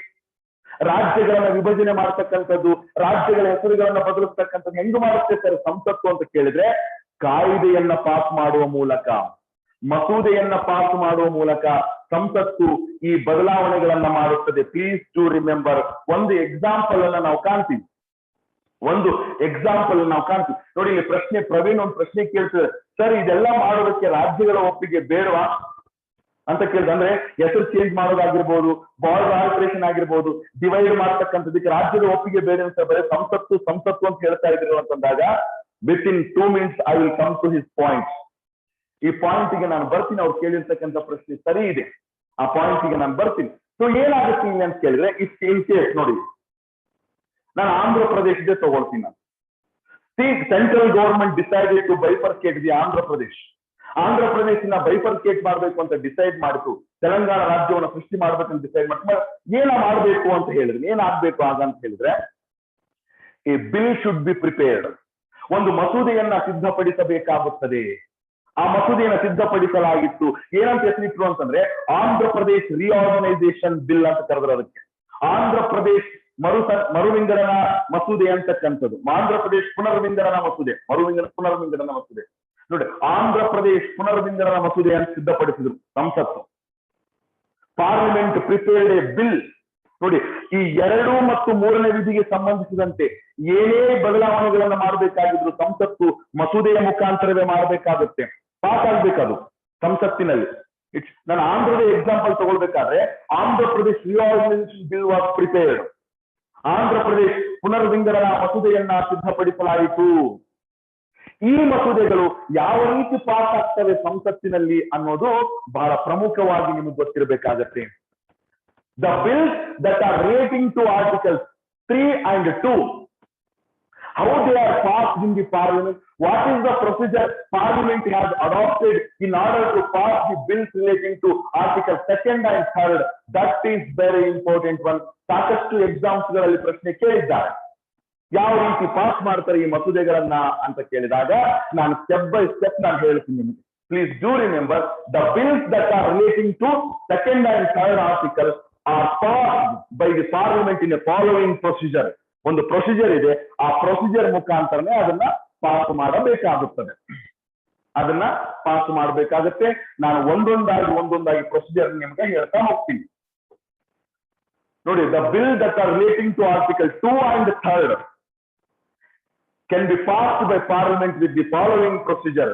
ಈ ಕೆಳಕಂಡ ವಿಧಾನದ ಮೂಲಕವೇ ಸಂಸತ್ತು 2 ಮತ್ತು 3ನೇ ವಿಧಿಗೆ ಸಂಬಂಧಿಸಿದ ಮಸೂದೆಗಳನ್ನ ಪಾಸ್ ಮಾಡಬೇಕಾಗುತ್ತದೆ. ಏನ್ ಪ್ರೊಸೀಜರ್ ಅಂತ ಹೇಳಿದ್ರೆ, ನಾನು ನಿಮಗ್ ಕೇಳ್ತೀನಿ, ಉತ್ತರ ಕೊಡ್ತೀನಿ ಅಂತ ಭಾವಿಸಿದ್ದೇನೆ ನಾನು. ಏನು ಅಂತ ಹೇಳಿದ್ರೆ, ಈ ರೀತಿಯ ಮಸೂದೆಯನ್ನ ಈಗ ಆಂಧ್ರ ಪ್ರದೇಶ್ ರಿಆರ್ಗನೈಸೇಷನ್ ಬಿಲ್ ತಗೋಣ ನಾವು. ಬೆಸ್ಟ್ ಎಕ್ಸಾಂಪಲ್, ಸೂಟಬಲ್ ಎಕ್ಸಾಂಪಲ್ ಆಗುತ್ತೆ 3ನೇ ವಿಧಿಗೆ ಸಂಬಂಧಪಟ್ಟಂತೆ.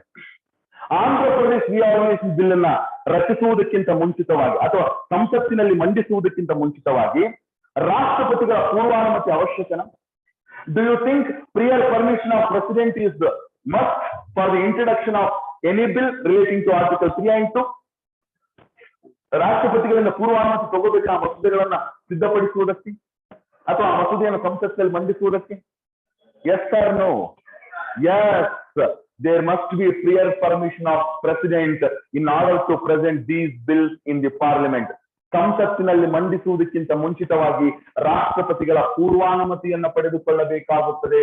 Point is clear. First point ನೋಡಿ, ಇದು prior permission of president is required. ರಾಷ್ಟ್ರಪತಿಗಳ ಪೂರ್ವಾನುಮತಿ ಅವಶ್ಯಕವಾದುದಾಗಿದೆ. ಯಾವುದಕ್ಕಾಗಿ? ಈ ಮಸೂದೆಯನ್ನ ಮಂಡಿಸಲು, ಸಂಸತ್ತಿನಲ್ಲಿ ಮಂಡಿಸಲು ರಾಷ್ಟ್ರಪತಿಗಳ ಪೂರ್ವಾನುಮತಿ ಅತ್ಯವಶ್ಯಕ. Point is clear. ಒಂದು. ಅಂಡ್ ಎರಡನೇದಾಗಿ ನೋಡಿ, ಆನ್ಲೈನ್ ಅಲ್ಲೂ ಸಹ ಸಾಕಷ್ಟು ಜನ ಉತ್ತರ ಕೊಡ್ತಾರೆ, ಎಸ್ ಅಂತ ಹೇಳ್ತಾ ಇದ್ರಿ. Yes, the answer is right. ರಾಷ್ಟ್ರಪತಿಗಳ ಪೂರ್ವಾನುಮತಿ ಅವಶ್ಯಕವಾಗಿ ಬೇಕಾಗುತ್ತದೆ. ಒಂದು. ಓಕೆ, ರಾಷ್ಟ್ರಪತಿಗಳಿಗೆ ಪೂರ್ವಾನುಮತಿಯನ್ನ ಕೊಟ್ಟರು, ಮಂಡಿಸ್ರಿ ಅಂತ ಹೇಳಿ. ಆಗ ಸಂಸತ್ತಿನಲ್ಲಿ ಮಸೂದೆ ಮಂಡನೆ ಆಗ್ಬೇಕಾಗತ್ತೆ, ಹೌದಾ? It should be introduced in the parliament. ಇಂಥದ್ದೇ ಸದನದಲ್ಲಿ ಫಸ್ಟ್ ಮಂಡಿಸಬೇಕಂತ ಏನಾದ್ರು ರೂಲ್ ಇದೆಯಾ, ಅಥವಾ ಇದನ್ನ ಯಾವುದೇ ಸದನದಲ್ಲಿ ಬೇಕಾದ್ರೂ ಮೊದಲು ಮಂಡಿಸಬಹುದಾ? ಸೊ ಫಾರ್ ಎಕ್ಸಾಂಪಲ್, ಮುಂದೆ ಮನಿ ಬಿಲ್ ಅಂತ ಒಂದು ಬರುತ್ತೆ, ಹಣಕಾಸು ಮಸೂದೆ. ಅದನ್ನ ಫಸ್ಟ್ ಲೋಕಸಭೆಯಲ್ಲೇ ಮಂಡಿಸ್ಬೇಕು. ಅದನ್ನ ರೂಲ್ ಇದೆ ಅದಕ್ಕೆ. ಆ ತರ ರೂಲ್ ಇದಕ್ಕೂ ಇದೆನಾ? ಇಲ್ಲ ಸರ್, ಇದನ್ನ ಯಾವುದೇ ಸದನದಲ್ಲಿ ಬೇಕಾದ್ರೂ ಮಂಡಿಸಬಹುದು ಅಂತ ಏನಾದ್ರು ರೂಲ್ ಇದೆನಾ? ಏನಮ್ಮ?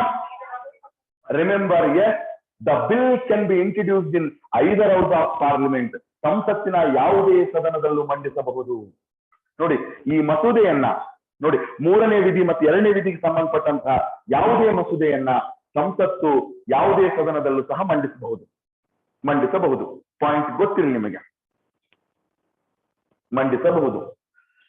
ಇದಕ್ಕೂ ಒಂದು ಕ್ಲಿಯರ್ ಆಗಿ ಒಂದು ಇನ್ನೊಂದು ಆಸ್ಪೆಕ್ಟ್ ಇದೆ, ನಾನು ಆಕ್ಚುಲಿ ಹೇಳಲಿಲ್ಲ, I skipped it, but I will tell you now. ನಾನು ಹೇಳ್ತೀನಿ, ನಿಮ್ಗೆ ಗೊತ್ತಿರಲಿ. When the parliament, there must be a prior permission of president ಅಂತ ಹೇಳಿದೆ. ರಾಷ್ಟ್ರಪತಿಗಳು ಪೂರ್ವಾನುಮತಿಯನ್ನ ಕೊಡಬೇಕಾಗುತ್ತದೆ ಅಂತ ಹೇಳಿದ್ನಲ್ಲ ನಾನು. ಪೂರ್ವಾನುಮತಿಯನ್ನ ಕೊಡೋಕಾಗ ಒಂದು ಕೆಲಸ ಮಾಡ್ತಾರೆ ರಾಷ್ಟ್ರಪತಿಗಳು. ಏನು ಅಂತ ಹೇಳಿದ್ರೆ, he sends the bill to the concerned state legislative assembly. ಸಂಬಂಧಪಟ್ಟ ರಾಜ್ಯದ ಶಾಸಕಾಂಗಕ್ಕೆ ಕಳುಹಿಸುತ್ತಾರೆ ಮಸೂದೆಯನ್ನ.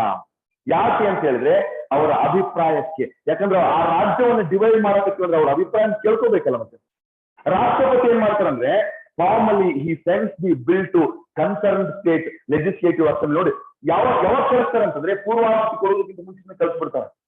ಕಳಿಸಿದಾಗ ಪೂರ್ವಾನುಮತಿ ಕೊಡ್ತಾರೆ. ನೋಡೋ, ಕಳಿಸಿದಾಗ ಆ ರಾಜ್ಯ, for example Andhra Pradesh reorganisation bill ತಗೋಣ. ರಾಷ್ಟ್ರಪತಿ ಪೂರ್ವಾನುಮತಿ ಕೊಡಕ್ಕೆ ರಾಷ್ಟ್ರಪತಿ ಏನ್ ಮಾಡಿದ್ರು, ಈ refer the bill to Andhra Pradesh legislative assembly. Legislature Andhra Pradesh ಶಾಸಕಾಂಗಕ್ಕೆ ಕಳಿಸಿದ್ರೆ ಏನು ಅಂತಂದ್ರೆ ನಿಮ್ಮ ರಾಜ್ಯವನ್ನ ನಾವು ಡಿವೈಡ್ ಮಾಡ್ತಾ ಇದ್ವಿ, ಇದ್ರ ಬಗ್ಗೆ ನಿಮ್ಮ ಅಭಿಪ್ರಾಯವನ್ನ ಕೊಡಿ ನೀವು. Let me know your opinion about the bifurcation of your state. ಏನಾಯ್ತು ಆಂಧ್ರ ಪ್ರದೇಶದಲ್ಲಿ? What happened in Andhra Pradesh legislature? Whether the accepted the bill R rejected the bill.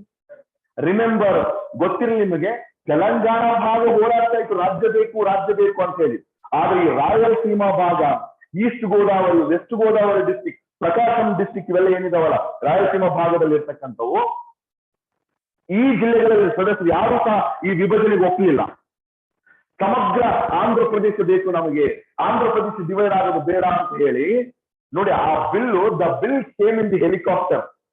Bill helicopter ಬಂದು ಆಂಧ್ರ ಪ್ರದೇಶ ಅಸೆಂಬ್ಲಿಯನ್ನು ಹೋಗ್ಬೇಕು ಅನ್ನೋಷ್ಟರಲ್ಲಿ ರಾಯಲಸೀಮಾ ಭಾಗದ MLA ಬಂದು ಆ ಬಿಲ್ಲಿನ ತಗೊಂಡು ಆ ಬಿಲ್ಲಿಗೆ ಬೆಂಕಿ ಹಚ್ಚಿರ್ತಕ್ಕಂತಹದ್ದನ್ನು ನಾವು ಕಾಣ್ತೀವಿ. They burn the copy of bill in the assembly. That was the incident. ಇಡೀ entire assembly rejected the bill. ಹೇಳಿದ್ರು ರಾಷ್ಟ್ರಪತಿಗಳಿಗೆ, ರಾಷ್ಟ್ರಪತಿಗಳೇ ನೀವೇನು ಕಳಿಸಿದ್ದೀರಿ ಈ ಬಿಲ್ ನ, ನಮಗೆ ಇಂಟ್ರೆಸ್ಟ್ ಇಲ್ಲ, ಇದು ನಮ್ಮ ರಾಜ್ಯ ಡಿವೈಡ್ ಆಗೋದು ನಮಗೆ ಬೇಕಾಗಿಲ್ಲ ಅಂತ ಹೇಳಿ ರೆಸೊಲ್ಯೂಷನ್ ಬೇರೆ ಪಾಸ್ ಮಾಡಿದ್ರು. They pass resolution in against to the bill, in against to the bifurcation of states. ರಾಜ್ಯ ವಿಭಾಗದ ಬಗ್ಗೆ ರೆಸೊಲ್ಯೂಷನ್ ಪಾಸ್ ಮಾಡಿದ್ರು. ಹಿಂಗಾದ್ರೂ ಸಹ ಆಂಧ್ರ ಪ್ರದೇಶ ಡಿವೈಡ್ ಆಗೋದನ್ನು ತಪ್ಪಾಯ್ತೇನು? No, it got divided. ಅಂದ್ರೆ ಅರ್ಥ ಏನು ಅಂತ ಹೇಳಿದ್ರೆ, concerned states opinion is optional, it is not mandatory on the part of president. ನಿಮ್ಮ ಅಭಿಪ್ರಾಯ ಕೇಳಿ ಕಳಿಸಿದ್ದೀವಿ, ಕಳಿಸಿಕೊಡಿ, ಬೇಕಾ ಬೇಡ ಕಳಿಸಿಕೊಡಿ, ಅದನ್ನ ನಾವು ನಿರ್ಧರಿಸ್ತೀವಿ. ನಾವು ಅಲ್ಲಿ ಯಾರೋ ಪ್ರಶ್ನೆ ಕೇಳಿದ್ರಲ್ಲ ಸರ್, ರಾಜ್ಯಗಳ ಒಪ್ಪಿಗೆ ಕಡ್ಡಾಯವಲ್ಲ ರಾಜ್ಯದ ಡಿವೈಡಿಗೆ ಸಂಬಂಧಿಸಿದಂತೆ. When it comes to bifurcation, ಈಗ ನಿಮಗೆ ಆಗ್ತಿರೋ ಸರ್ ಇದೇನ್ ಸರ್, ಡಿವೈಡ್ ಆಗ್ತಿರ್ತಕ್ಕಂಥ ರಾಜ್ಯದ ಒಪಿನಿಯನ್ನೇ ಕೇಳೋದಿಲ್ಲ ಅಂದ್ರೆ ಪ್ರೆಸಿಡೆಂಟ್ ಅಂತ ಹೇಗೆ ಅಂತಾರೆ? Yes, it is like that only. It is like that only. The opinion of concerned state is optional on the part of president. ರಾಷ್ಟ್ರಪತಿ ಅದನ್ನ ಪುರಸ್ಕರಿಸಬಹುದಿಲ್ಲ, ತಿರಸ್ಕರಿಸಬಹುದು. ನೋಡಿ, ಆಂಧ್ರ ಪ್ರದೇಶ ರಿಜೆಕ್ಟ್ ಮಾಡಿತು, ಆಂಧ್ರ ಪ್ರದೇಶ ಬೈಫರ್ಕೇಟ್ ಆಯಿತು. ಯಾಕಂದ್ರೆ ಸಂಸತ್ತು ಮಾಡಬಹುದು, ಕೇಂದ್ರ ಸರ್ಕಾರಕ್ಕೆ ಹೆಚ್ಚು ಅಧಿಕಾರ ಇದೆ, ರಾಜ್ಯಕ್ಕೆ ಏನೂ ಅಧಿಕಾರಗಳಿಲ್ಲ. States do not have much powers in relation to article 3, 3ನೇ ವಿಧಿಗೆ ಸಂಬಂಧಪಟ್ಟಂತೆ ಯಾವ ಅಧಿಕಾರಗಳೂ ಸಹ ಇಲ್ಲ. ಹಂಗಾಗಿ ರಾಜ್ಯಗಳು ಇವತ್ತಿಗೂ ಸಹ ಈ 2ನೇ ವಿಧಿಯನ್ನ ಚೇಂಜ್ ಮಾಡಿದ್ರೆ 3ನೇ ವಿಧಿಯನ್ನು ಚೇಂಜ್ ಮಾಡಿ ಅಂತ ಕೇಳ್ತಿದ್ದಾರೆ. ನಮಗೆ ಅಧಿಕಾರ ಕೊಡಿ ರಾಜ್ಯಕ್ಕೆ ಅಂತಕ್ಕಂಥದ್ದು. What happen? ತಲೆನೋವು ಅನಿಸ್ತಾ ಇದೆ, ತಲೆ ಸುತ್ತಾ ಇದ್ದೀರಾ? ಕಮಿಂಗ್ ಸೈಡ್ ಹೊರಗೆ ಬರೋದು. ಸ್ಟೂಡೆಂಟ್ ತಲೆ ಸುತ್ತದೆ ಅಂತ ಬಂದು ಕುಂದಿರ್ತಾರೆ ಅಲ್ವ? ಸೈಡ್ ನೀರು ತಗೊಂಡ್ರೆ ಆರಾಮ್ ಪ್ರೆಸ್ ಮಾಡಿ, ಪ್ಯಾಡಲ್ಲಿ ಕೂತ್ಕೊಳ್ಳಿ.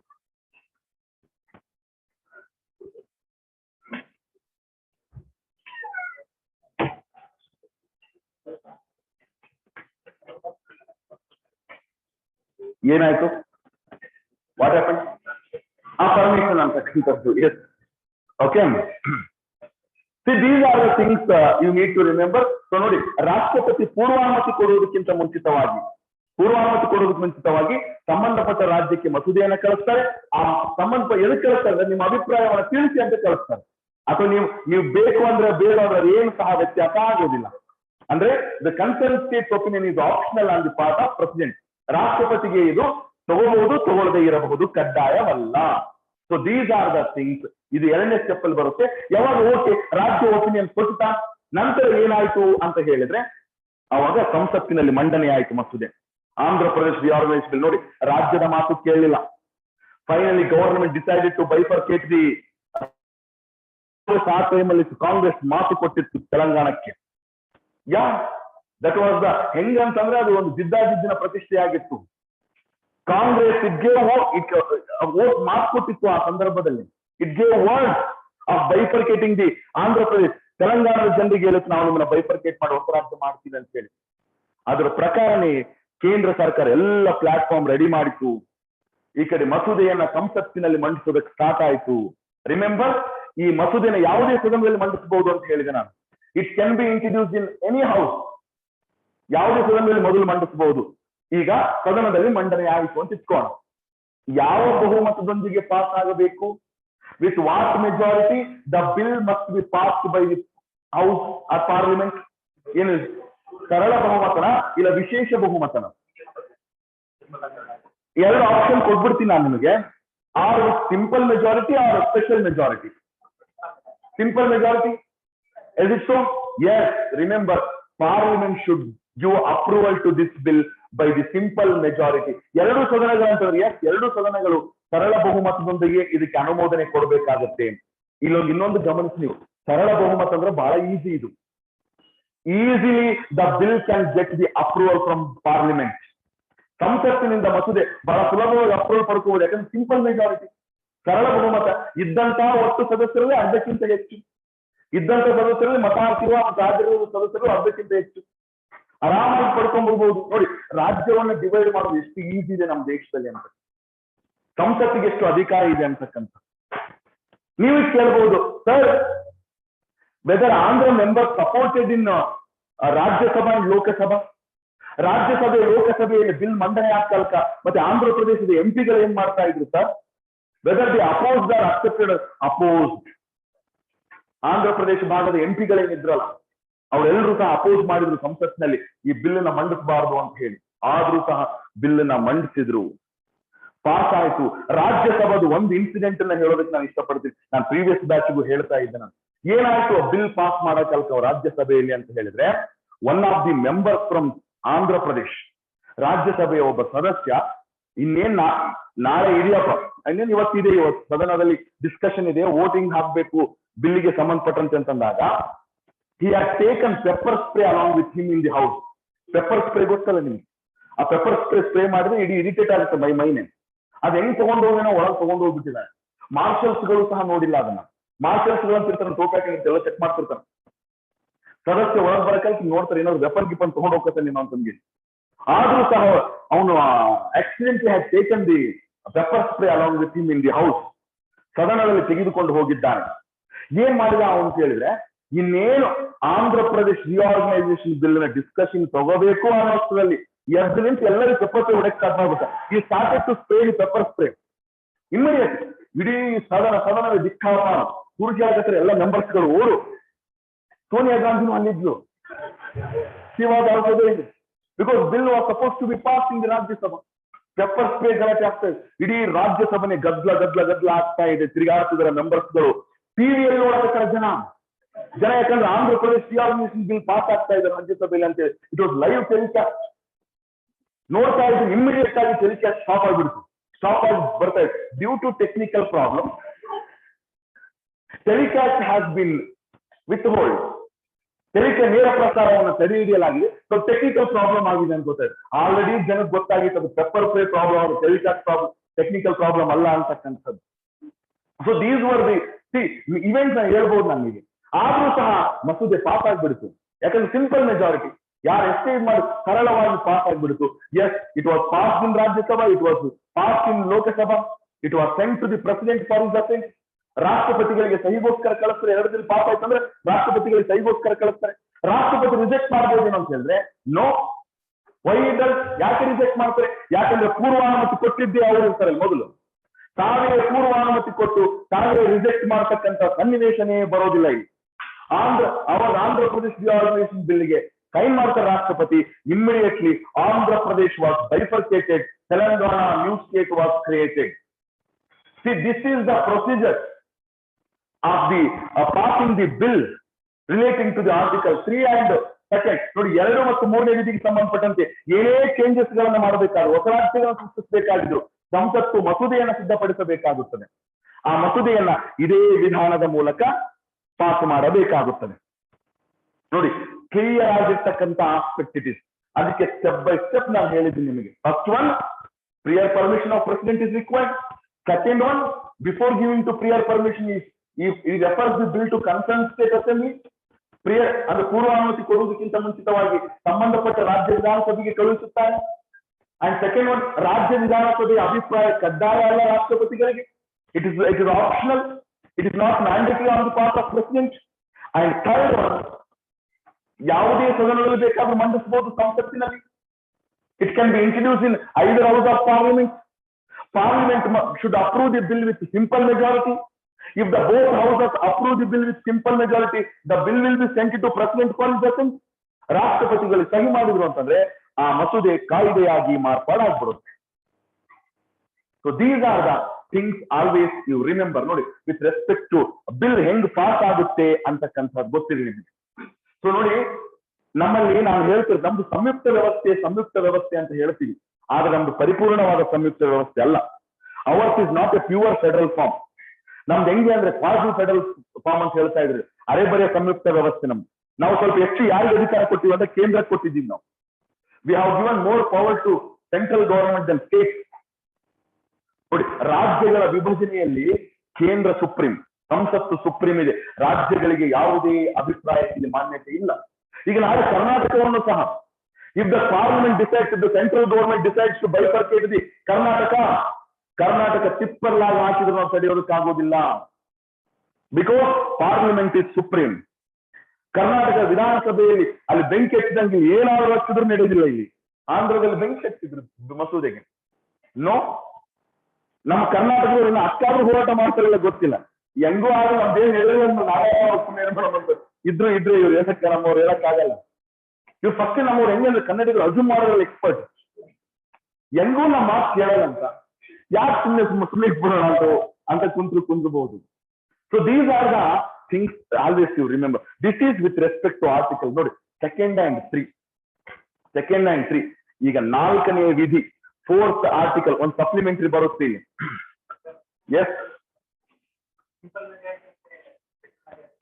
ನಾನು ಹೇಳ್ತೀನಿ ನಿಮಗೆ, ಮುಂದೆ ಬರುತ್ತೆ ನಿಮ್ಗೆ. ನಾನು ಕಾನ್ಸ್ಟಿಟ್ಯೂಷನ್ ಅಮೆಂಡ್ಮೆಂಟ್ ಬಿಲ್ ಅಂತ ಬರುತ್ತೆ ನೆಕ್ಸ್ಟ್. ನಾನು ಈ ಟಾಪಿಕ್ ಅದಕ್ಕೆ ಹೋಗ್ತೀನಿ, ಅದಕ್ಕೆ ಹೋದಾಗ ನಾನು ನಿಮ್ಗೆ ಹೇಳ್ತೀನಿ ವಾಟ್ ಇಸ್ ಸಿಂಪಲ್ ಆಗಿ ವ್ಯತ್ಯಾಸ. ನೋಡಿ, ಈಗ ನಾನು ಒಂದು ಪಾಯಿಂಟ್ ಹೇಳಿದೆ, if the bill is passed by parliament it will be sent to president.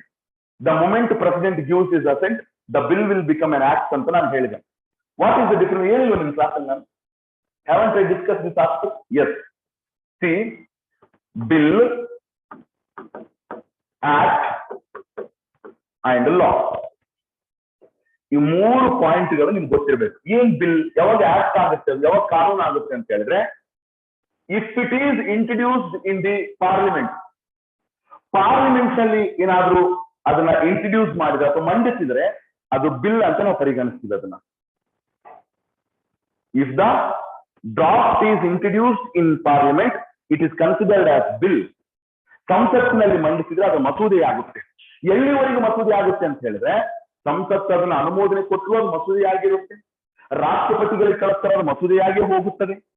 ಯಾವಾಗ ರಾಷ್ಟ್ರಪತಿಗಳು ಮಸೂದೆಗೆ ಸಹಿ ಮಾಡುತ್ತಾರೋ ಆಗ ಮಸೂದೆ ಏನಾಗಿ ಪರಿವರ್ತನೆ ಆಗುತ್ತೆ ಅಂದ್ರೆ act. The moment bill gets assent of president it becomes an act. ಮತ್ತೆ ಮಸೂದೆ ಸಹಿ ಪಡೆದುಕೊಂಡ ನಂತರ ಅದು ಆಕ್ಟ್ ಆಗಿ ಪರಿವರ್ತನೆಯಾಗುತ್ತದೆ. ನೋಡಿ, ಇದು ಮಸೂದೆ, ಇದು ಕಾಯ್ದೆ. ಮತ್ತೆ ಕಾನೂನು ಯಾವಾಗ ಆಗುತ್ತೆ ಸರ್ ಅಂತ ಹೇಳಿದ್ರೆ, ನೋಡಿ, ರಾಷ್ಟ್ರಪತಿ ಸಹಿ ಮಾಡಿದ ನಂತರ ಇಮಿಡಿಯೇಟ್ ಅದು ಜಾರಿಗೆ ಬರೋದಿಲ್ಲ. It depends upon government can implement that act. ಒಂದು ಸರ್ಕಾರ ಕಾಯ್ದೆ ಏನಾದ್ರೂ ಜಾರಿಗೆ ತಂದ್ರೆ ಅದು ಏನಾಗುತ್ತೆ ಅಂತಂದ್ರೆ ಲಾ. ರಾಷ್ಟ್ರಪತಿ ಸಹಿ ಮಾಡಿದ ಮೇಲೆ ಆಕ್ಟ್ ಆಗೇ ಇರುತ್ತೆ, ಅದು ಲಾ ಆಗ್ಬೇಕಾಗಿತ್ತಂದ್ರೆ ಅದು ಜಾರಿಗೆ ತರಬೇಕು ಸರ್ಕಾರ. ಅದನ್ನ government should implement it, then it is considered as law. So these are the basic terms you should remember. ಇವುಗಳೆಲ್ಲವೂ ಸಹ ಬೇಸಿಕ್ ಟರ್ಮ್ಸ್. ನೋಡ್ರಿ, ನಾವು polity ಓದ್ತಿರೋದ್ರಿಂದ these are the terms always we remember. Bill, act and law. ಇಲ್ಲ ನೋಡಿ, ಎಷ್ಟೋ ಇನ್ನು ರಾಷ್ಟ್ರಪತಿ ಸಹಿ ಮಾಡಿದ್ರೆ ಎಷ್ಟೋ ಆಕ್ಟ್ ಆಗಿರೋದು ಇನ್ನು ಜಾರಿಗೆ ತಂದೇ ಇಲ್ಲ. ಸರ್ಕಾರಕ್ಕೆ ಬಿಟ್ಟಿರ್ತಕ್ಕಂಥ ಸರ್ಕಾರ ಸಮಯ ಸಂದರ್ಭ ನೋಡಿ ಅವುಗಳನ್ನು ಜಾರಿಗೊಳಿಸುತ್ತದೆ. ಸೈನ್ ಮಾಡಿದ ನಂತರ ಇಮಿಡಿಯೇಟ್ ಆಗಿ ಲಾ ಆಗುತ್ತೆ ಅಂತ ಹೇಳಕ್ಕಾಗಲ್ಲ. ಯಾರಿಗೆ ಪವರ್ ಇಲ್ಲ, ಸ್ಟಾಪ್ ಆಗಿರುತ್ತೆ, ಅದನ್ನು ಜಾರಿ ಆಗಿರೋದಿಲ್ಲ, ಅದು ಸ್ಟಾಪ್ ಆಗಿರುತ್ತೆ. ಅದು ಜಾರಿ ಆದಾಗ ಅದು ಲಾ ಆದಾಗ ಪವರ್ ಬರುತ್ತದೆ. ಗೊತ್ತಿರಲಿ, ಡೈರೆಕ್ಷನ್ ಕೊಡ್ಬೋದು. ಇದ್ರಲ್ಲಿ ಸುಪ್ರೀಂ ಕೋರ್ಟ್ ಏನ್ ಬರೋದಿಲ್ಲ ಇದರಲ್ಲಿ. ಮತ್ತೆ ಕಾನೂನು ಸೆಕ್ಷನ್ ಸುಪ್ರೀಂ ಕೋರ್ಟ್ ಅದಕ್ಕೂ ಇದಕ್ಕೆ ಸಂಬಂಧನೇ ಇಲ್ಲ, ಏನಿಲ್ಲ ಇದ್ರಲ್ಲಿ ಏನಿಲ್ಲ. ಒಂದು ವೇಳೆ ಯಾವಾಗ ಬರುತ್ತೆ ಜುಡಿಷಿಯರಿ ಅಂತ ಹೇಳಿದ್ರೆ, ಇಲ್ಲಿ ಇದು ಯಾವ್ದಾದ್ರು ಈ ಬಿಲ್ ಮಾಡಿದಾರಲ್ಲ, ಆ ಬಿಲ್ ಏನಾದ್ರು ಸಂವಿಧಾನಕ್ಕೆ ವಿರುದ್ಧವಾಗಿದ್ದರೆ, if the bill is against to constitution, if it is violating the fundamental rights of citizen, ಅವಾಗ ಸುಪ್ರೀಂ ಕೋರ್ಟ್ ಬರುತ್ತೆ. Then come supreme court. Otherwise Supreme Court doesn't come because it is a parliamentary power. ಅವಶ್ಯಕತೆ ಇದ್ದಲ್ಲಿ ಮಾತ್ರ supreme court ಪ್ರವೇಶಿಸುತ್ತದೆ. Point is clear. So these R the aspect. ಈಗ 4ನೇ ವಿಧಿ ಬರ್ಕೊಂಡ್ಬಿಡ್ರಪ್ಪ. Fourth one ಎರಡು ಸದನದಲ್ಲಿ ಆಗ್ಲೇಬೇಕು. ಅದಕ್ಕೆ ಸಂಸತ್ತಿನ ಅನುಮೋದನೆ ಅಂತ ಕರಿತೀವಿ ನಾವು. ಎರಡು ಸದನಗಳಿಂದ ಸಿಂಪಲ್ ಮೆಜಾರಿಟಿಯಿಂದ ಅನುಮೋದನೆಗೊಳ್ಳಲೇಬೇಕು. Okay, this is one. ನೋಡಿ, ಫೋರ್ತ್ ಒನ್ ಬಹಳ ಸಿಂಪಲ್ ಆಗಿ ಒಂದು ಪಾಯಿಂಟ್ ಹೇಳ್ತೀನಿ ನಾನು ನಿಮಗೆ.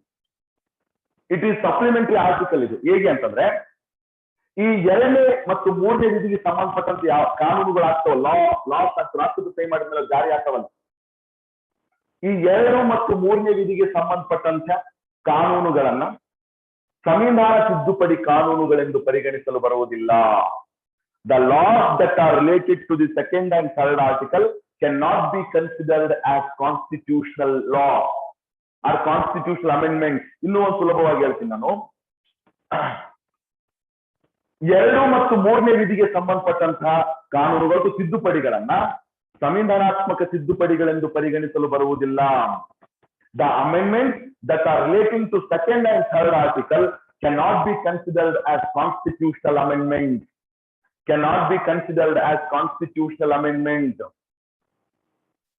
ಅದೇಂಗ್ ಸರ್? ಮತ್ತೆ 2ನೇ ವಿಧಿ 3ನೇ ವಿಧಿ ಸಂವಿಧಾನದಲ್ಲಿ ಬರ್ತಾವಲ್ಲ, ಇದಕ್ಕೆ ಸಂಬಂಧಪಟ್ಟಂತ ತಿದ್ದುಪಡಿಯನ್ನ ಸಂವಿಧಾನಾತ್ಮಕ ತಿದ್ದುಪಡಿ ಅಂತ ಯಾಕೆ ಪರಿಗಣಿಸಕ್ಕಾಗೋದಿಲ್ಲ? Why it cannot be considered as constitutional amendment? ಯಾಕೆ ಇದನ್ನ ಸಂವಿಧಾನಾತ್ಮಕ ತಿದ್ದುಪಡಿ ಅಂತ ಪರಿಗಣಿಸಕ್ಕಾಗಲ್ಲ? ಯಾರಾದ್ರೂ ಹೇಳ್ತೀರಿ? Anybody here? Why it cannot be considered as constitutional amendment? ಯಾರಾದ್ರೂ ಹೇಳ್ತೀರಾ? ಎದಕ್ಕಮ್ಮ? Very good. ನೋಡಿ, 2nd and 3rd article ಸಂಬಂಧಪಟ್ಟ ಬದಲಾವಣೆಗಳನ್ನ ಸಂಸತ್ತು ಯಾವ ಬಹುಮತದೊಂದಿಗೆ ಮಾಡುತ್ತೆ ಅಂತ ಹೇಳಿದ್ರೆ ನಾನು ಸಿಂಪಲ್ ಮೆಜಾರಿಟಿ ಅಂತ ಹೇಳಿದೆ. ಆದರೆ ನಮ್ಮ ಸಂವಿಧಾನದಲ್ಲಿ ಬರ್ತಕ್ಕಂಥ 20ನೇ ಭಾಗ ಏನಿದೆಯಲ್ಲ, ತಿದ್ದುಪಡಿಗಳ ಬಗ್ಗೆ ಹೇಳುತ್ತೆ. ಆರ್ಟಿಕಲ್ 368 ಮುಂದೆ ಚಾಪ್ಟರ್ ಬರುತ್ತೆ, ನಾನು ಹೇಳ್ತೀನಿ ನಿಮಗೆ. ನೋಡಿ, 20th part article 368 deals with amendment of constitution. ಈ 20ನೇ ಭಾಗ 368ನೇ ವಿಧಿಯಲ್ಲಿ ಕೇವಲ 2 ವಿಧಾನಗಳನ್ನ ಮಾತ್ರ ನಮೂದಿಸಲಾಗಿದೆ. ಯಾವ 2 ವಿಧಾನಗಳಂದ್ರೆ, ಒಂದು ಸ್ಪೆಷಲ್ ಮೆಜಾರಿಟಿ, ಇನ್ನೊಂದು special majority plus half of the state approval ಅಂತ ಬರುತ್ತೆ.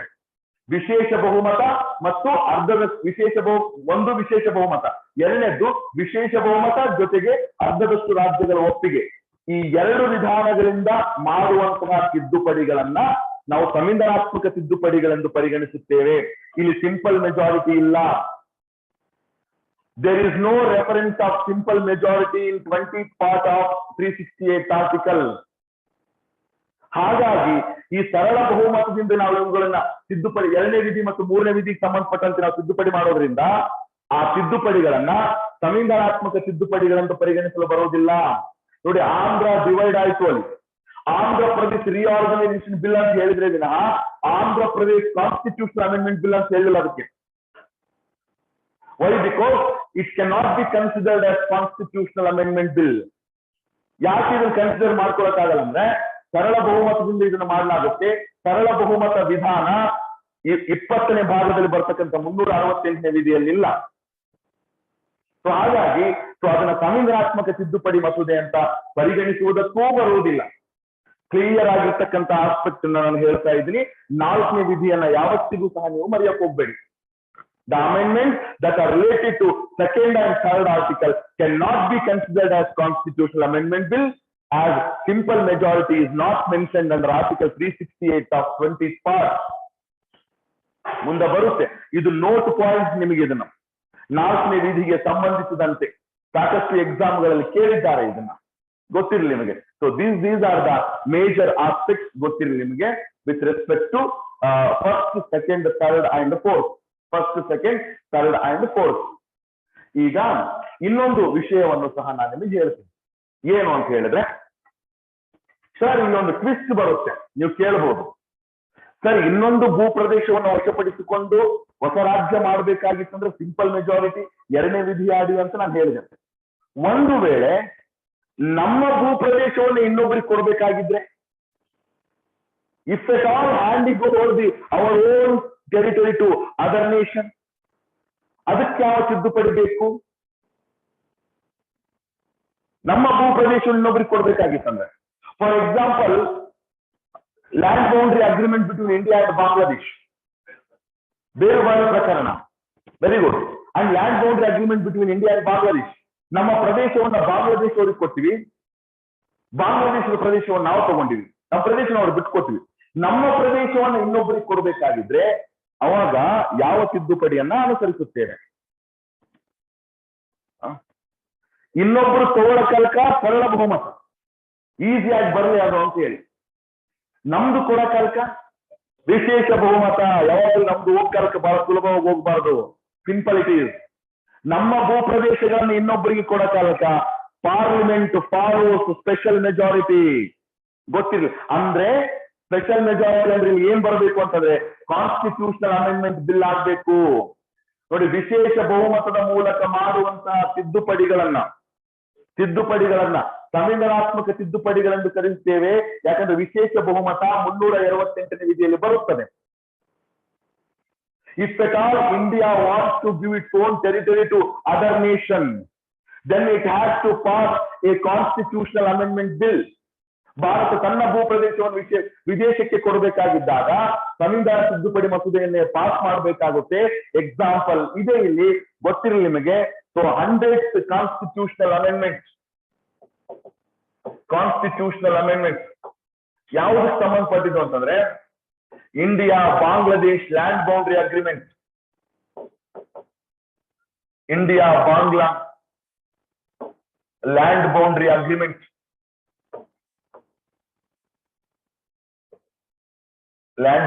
ಅಗ್ರಿಮೆಂಟ್.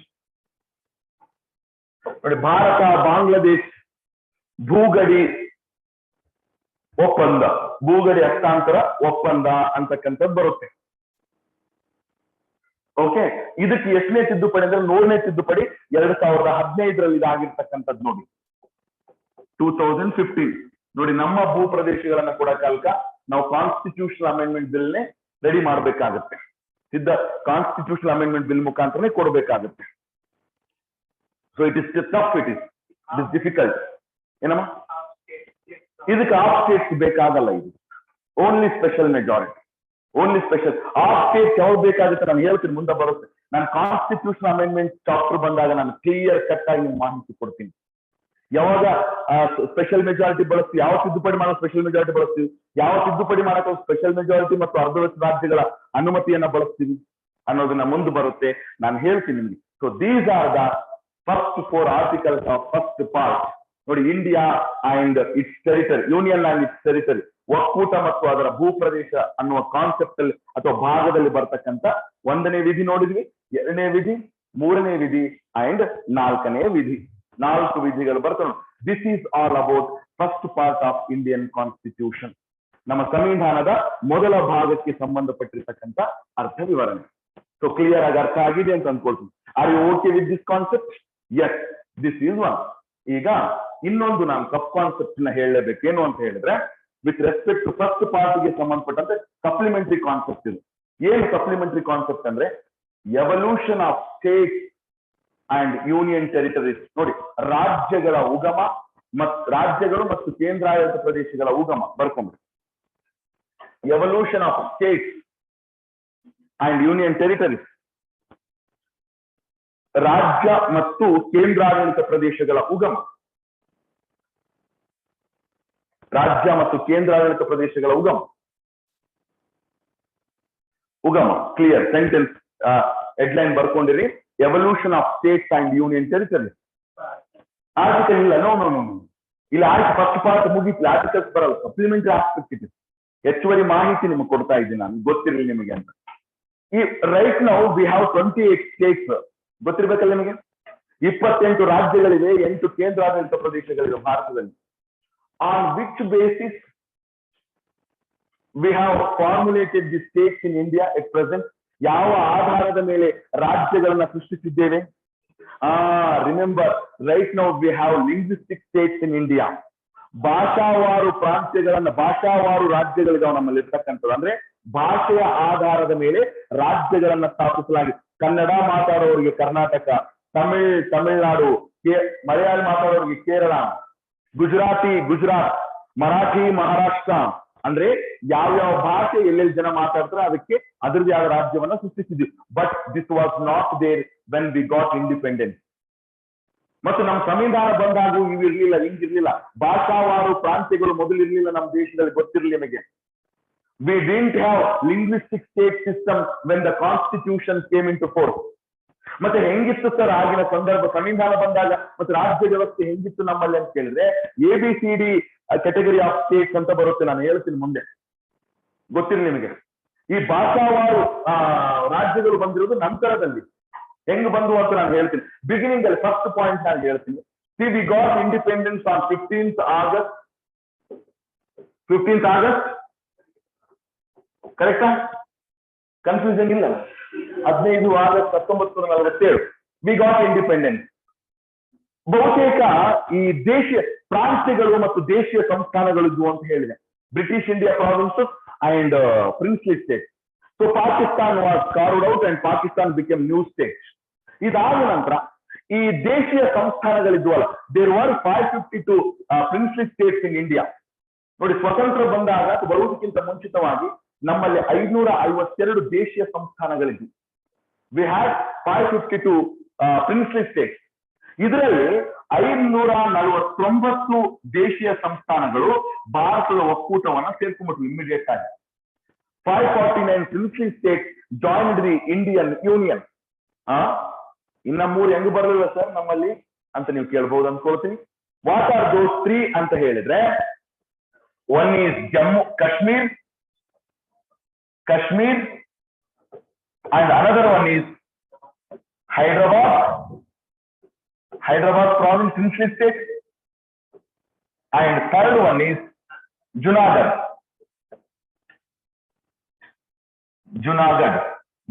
ಅಂತ ಕರಿತೀವಿ, Junagadh ಅಂತ ನೀವು ಕರಿಬಹುದು. So these were the 3 princely states didn't join the Indian Union at the beginning. ಪ್ರಾರಂಭದಲ್ಲಿ ಇವರು ಜಾಯಿನ್ ಆಗಲಿಲ್ಲ, ನಮ್ಮ ಸಂಸ್ಥಾನವನ್ನು ಜಾಯಿನ್ ಆಗಿಲ್ಲ. ಇವ್ರು ಆ ಕಡೆ ಹೋಗ್ಬೇಕಾ ಈ ಕಡೆ ಹೋಗ್ಬೇಕಾ ಅನ್ನೋ ಸ್ಥಿತಿಯಲ್ಲೇ ಇದ್ರು. ಇನ್ನು ಪಾಕಿಸ್ತಾನಕ್ಕೆ ಹೋಗ್ಬೇಕಾ, ಇಲ್ಲೇ ಇರ್ಬೇಕಾ, ಅಥವಾ ಸ್ವತಂತ್ರವಾಗಿರ್ಬೇಕಾ ನಾವು. ನೋಡಿ, 3 ಆಪ್ಷನ್ಸ್ ಇದು. ಒಂದು, ಭಾರತದ ಒಕ್ಕೂಟ ಸೇರ್ಕೋಬೇಕು, ಇಲ್ಲಾಂದ್ರೆ ಪಾಕಿಸ್ತಾನ ಸೇರ್ಕೋಬೇಕು, ಇಲ್ಲಾಂದ್ರೆ ಸ್ವತಂತ್ರವಾಗಿರ್ಬೇಕು ಅಂತ ಅನ್ನೋದು ಆಸೆ ಇರ್ಬೇಕು ನಾವು. ಸೊ ಹಂಗಾಗಿ these 3 princely States could not join the Indian union at the beginning. ಇವು ನಂತರ ನಮ್ಮ ಒಂದು ಸಂಸ್ಥಾನಕ್ಕೆ ಸೇರಿರ್ತಕ್ಕಂತಹದನ್ನ ನಾವು ಕಾಣ್ತೀವಿ. ನಂತರ ಹೆಂಗ್ ಸೇರಿದ್ವು ಅಂತ ಹೇಳಿದ್ರೆ, ಇಲ್ಲಿ ಗೊತ್ತಿರಲಿ ನಿಮಗೆ, ಕಾಶ್ಮೀರವನ್ನ ಒಂದು ನಮ್ ನಂತರ ಬಂದಿರತಕ್ಕಂತಹ ಸರ್ಕಾರ, ಎಸ್ಪೆಷಲಿ ನಾವು we must remember Vallabhbhai Patel, the first home minister of India.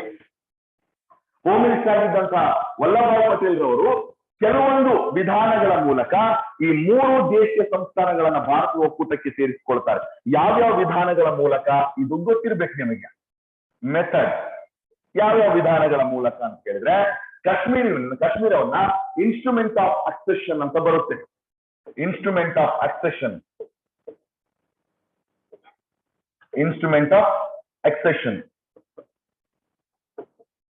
ಸ್ವೀಕೃತಿ ಸಾಧನದ ಮೂಲಕ, ಸ್ವೀಕೃತಿ ಒಪ್ಪಂದ ಅಥವಾ ಸ್ವೀಕೃತಿ ಸಾಧನ ಅಂತ ನಾವು ಕರಿತೀವಿ ಇದಕ್ಕೆ.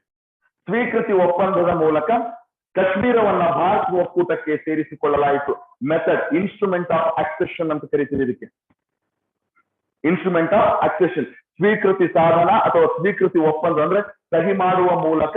Raja Hari Singh was the king of Kashmir at that point of time. So ಯಾವಾಗ ವಲ್ಲಭಾಯ್ ಪಟೇಲ್ ಅವರು ಪ್ರೆಷರ್ ಆಗ್ತಾರೆ, ಯಾವಾಗ ಸೈನಿಕರು ಬಂದು ಸುತ್ತುವರಿತಾರೋ, ಇಮಿಡಿಯೇಟ್ ಆಗಿ ರಾಜಾ ಹರಿಸಿಂಗ್ ಸಹಿ ಮಾಡುವುದರ ಮುಖಾಂತರ ಭಾರತದ ಒಕ್ಕೂಟಕ್ಕೆ ಸೇರುತ್ತಾರೆ. ನಂಬರ್ 1.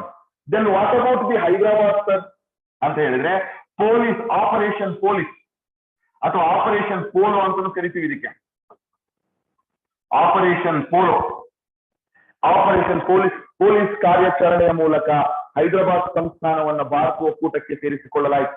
ನೋಡಿ, ವಲ್ಲಭಾಯ್ ಪಟೇಲ್ ರವರ ನಿರ್ದೇಶನದಂತೆ ಪೊಲೀಸ್ ಕಾರ್ಯಾಚರಣೆ ಮಾಡಿ ನಿಜಾಮನನ್ನ ಶರಣಾಗತಿಯನ್ನಾಗಿ ಮಾಡಿಕೊಂಡು ಫೈನಲಿ ಹೈದರಾಬಾದ್ ಪ್ರಾಂತ್ಯ ಇತ್ತು, ಹೈದರಾಬಾದ್ ದೇಶೀಯ ಸಂಸ್ಥಾನ ಭಾರತದ ಒಕ್ಕೂಟವನ್ನ ಸೇರಿಸಿಕೊಳ್ಳಲಾಯಿತು.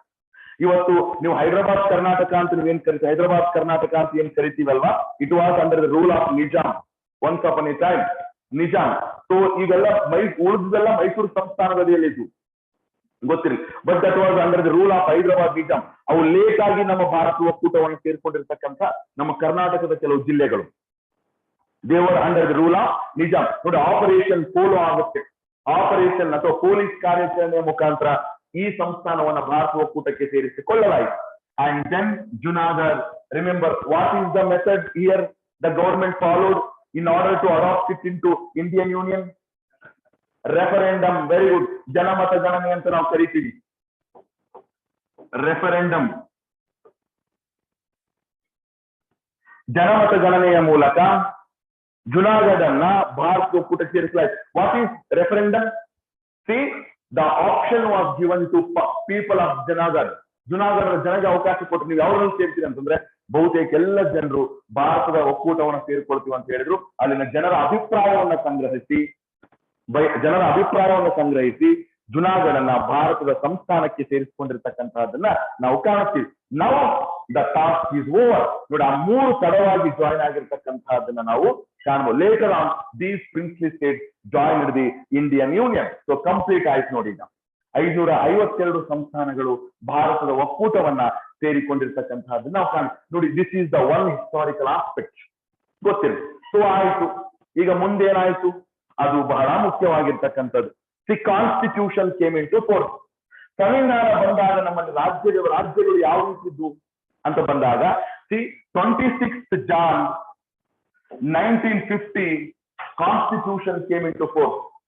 ಆಗ ನಮ್ಮ ಸಂವಿಧಾನದಲ್ಲಿ ಭಾಗಗಳು 22 ಭಾಗಗಳಿದ್ವು ಅಂತ ಹೇಳಿದ್ನಲ್ಲ, 7ನೇ ಭಾಗದಲ್ಲಿ ನೋಡಿ 7th part of Indian constitution. ಇವತ್ತು ಏನ್ ಹೇಳುತ್ತಪ್ಪ 7th ಪಾರ್ಟ್ ಇಂಡಿಯನ್ ಕಾನ್ಸ್ಟಿಟ್ಯೂಷನ್?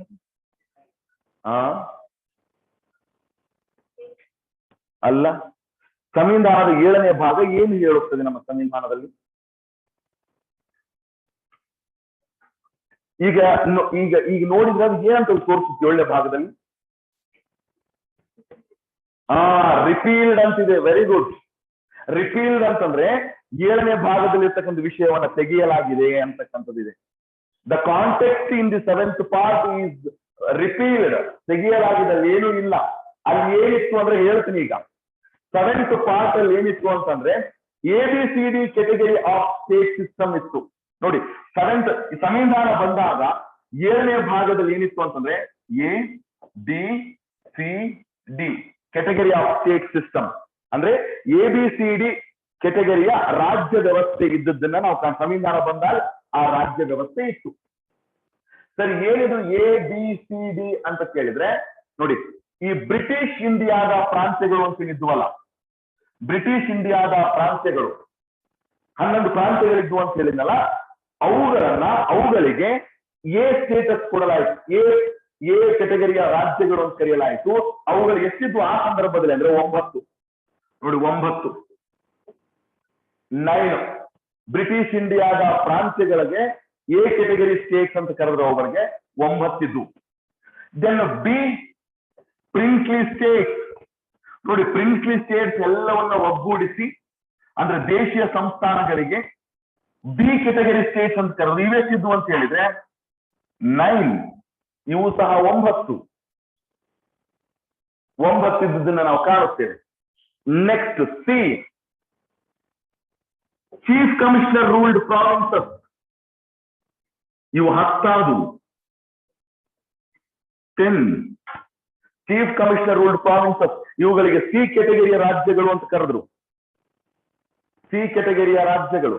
ನೋಡಿ, ಬ್ರಿಟಿಷ್ ಇಂಡಿಯಾದ ಪ್ರಾಂತ್ಯಗಳಿಗೆ ಎ ಕೆಟಗರಿ ಸ್ಟೇಟ್, ಪ್ರಿನ್ಸ್ಲಿ ಸ್ಟೇಟ್ಗೆ ಬಿ ಕೆಟಗರಿ ಸ್ಟೇಟ್ಸ್ 9 ಇದ್ದು. And C chief commissioner ruled ಪ್ರಾವಿನ್ಸಸ್ಗೆ ಸಿ ಕೆಟಗರಿ ಸ್ಟೇಟ್ಸ್ ಅಂತ ಕರೆದ್ರು. 10 ಸಂಖ್ಯೆಯನ್ನು ಮಾಡಿದ್ರು. ಅಂಡ್ ಡಿ ಯಾವ್ದಂದ್ರೆ ಅಂಡಮಾನ್ ನಿಕೋಬಾರ್.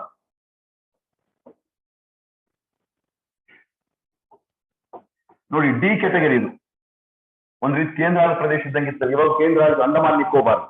ಇದು ಡಿ. ನೋಡಿ, ಈ ರೀತಿಯಾಗಿರ್ತಕ್ಕಂಥ ರಾಜ್ಯ ವ್ಯವಸ್ಥೆ ನಮ್ಮ ಸಂವಿಧಾನ ಬಂದಾಗ 7ನೇ ಭಾಗದಲ್ಲಿ ಇದ್ದದನ್ನ ನಾವು ಕಾಣುತ್ತೇವೆ. ನೋಡಿ, ಅವಾಗ ಭಾಷಾವಾರು ಪ್ರಾಂತ್ಯಗಳಿರ್ಲಿಲ್ಲ. ಕನ್ನಡ ಮಾತಾಡೋರು ಕರ್ನಾಟಕ, ತೆಲುಗು ಮಾತಾಡೋರು. ನಮಗ ಅವಾಗ ಏನಂತ ಮದ್ರಾಸ್ ಪ್ರಾವಿನ್ಸ್ ಅಂತ ಕರಿತಾ ಇದ್ರು ನಮ್ದು.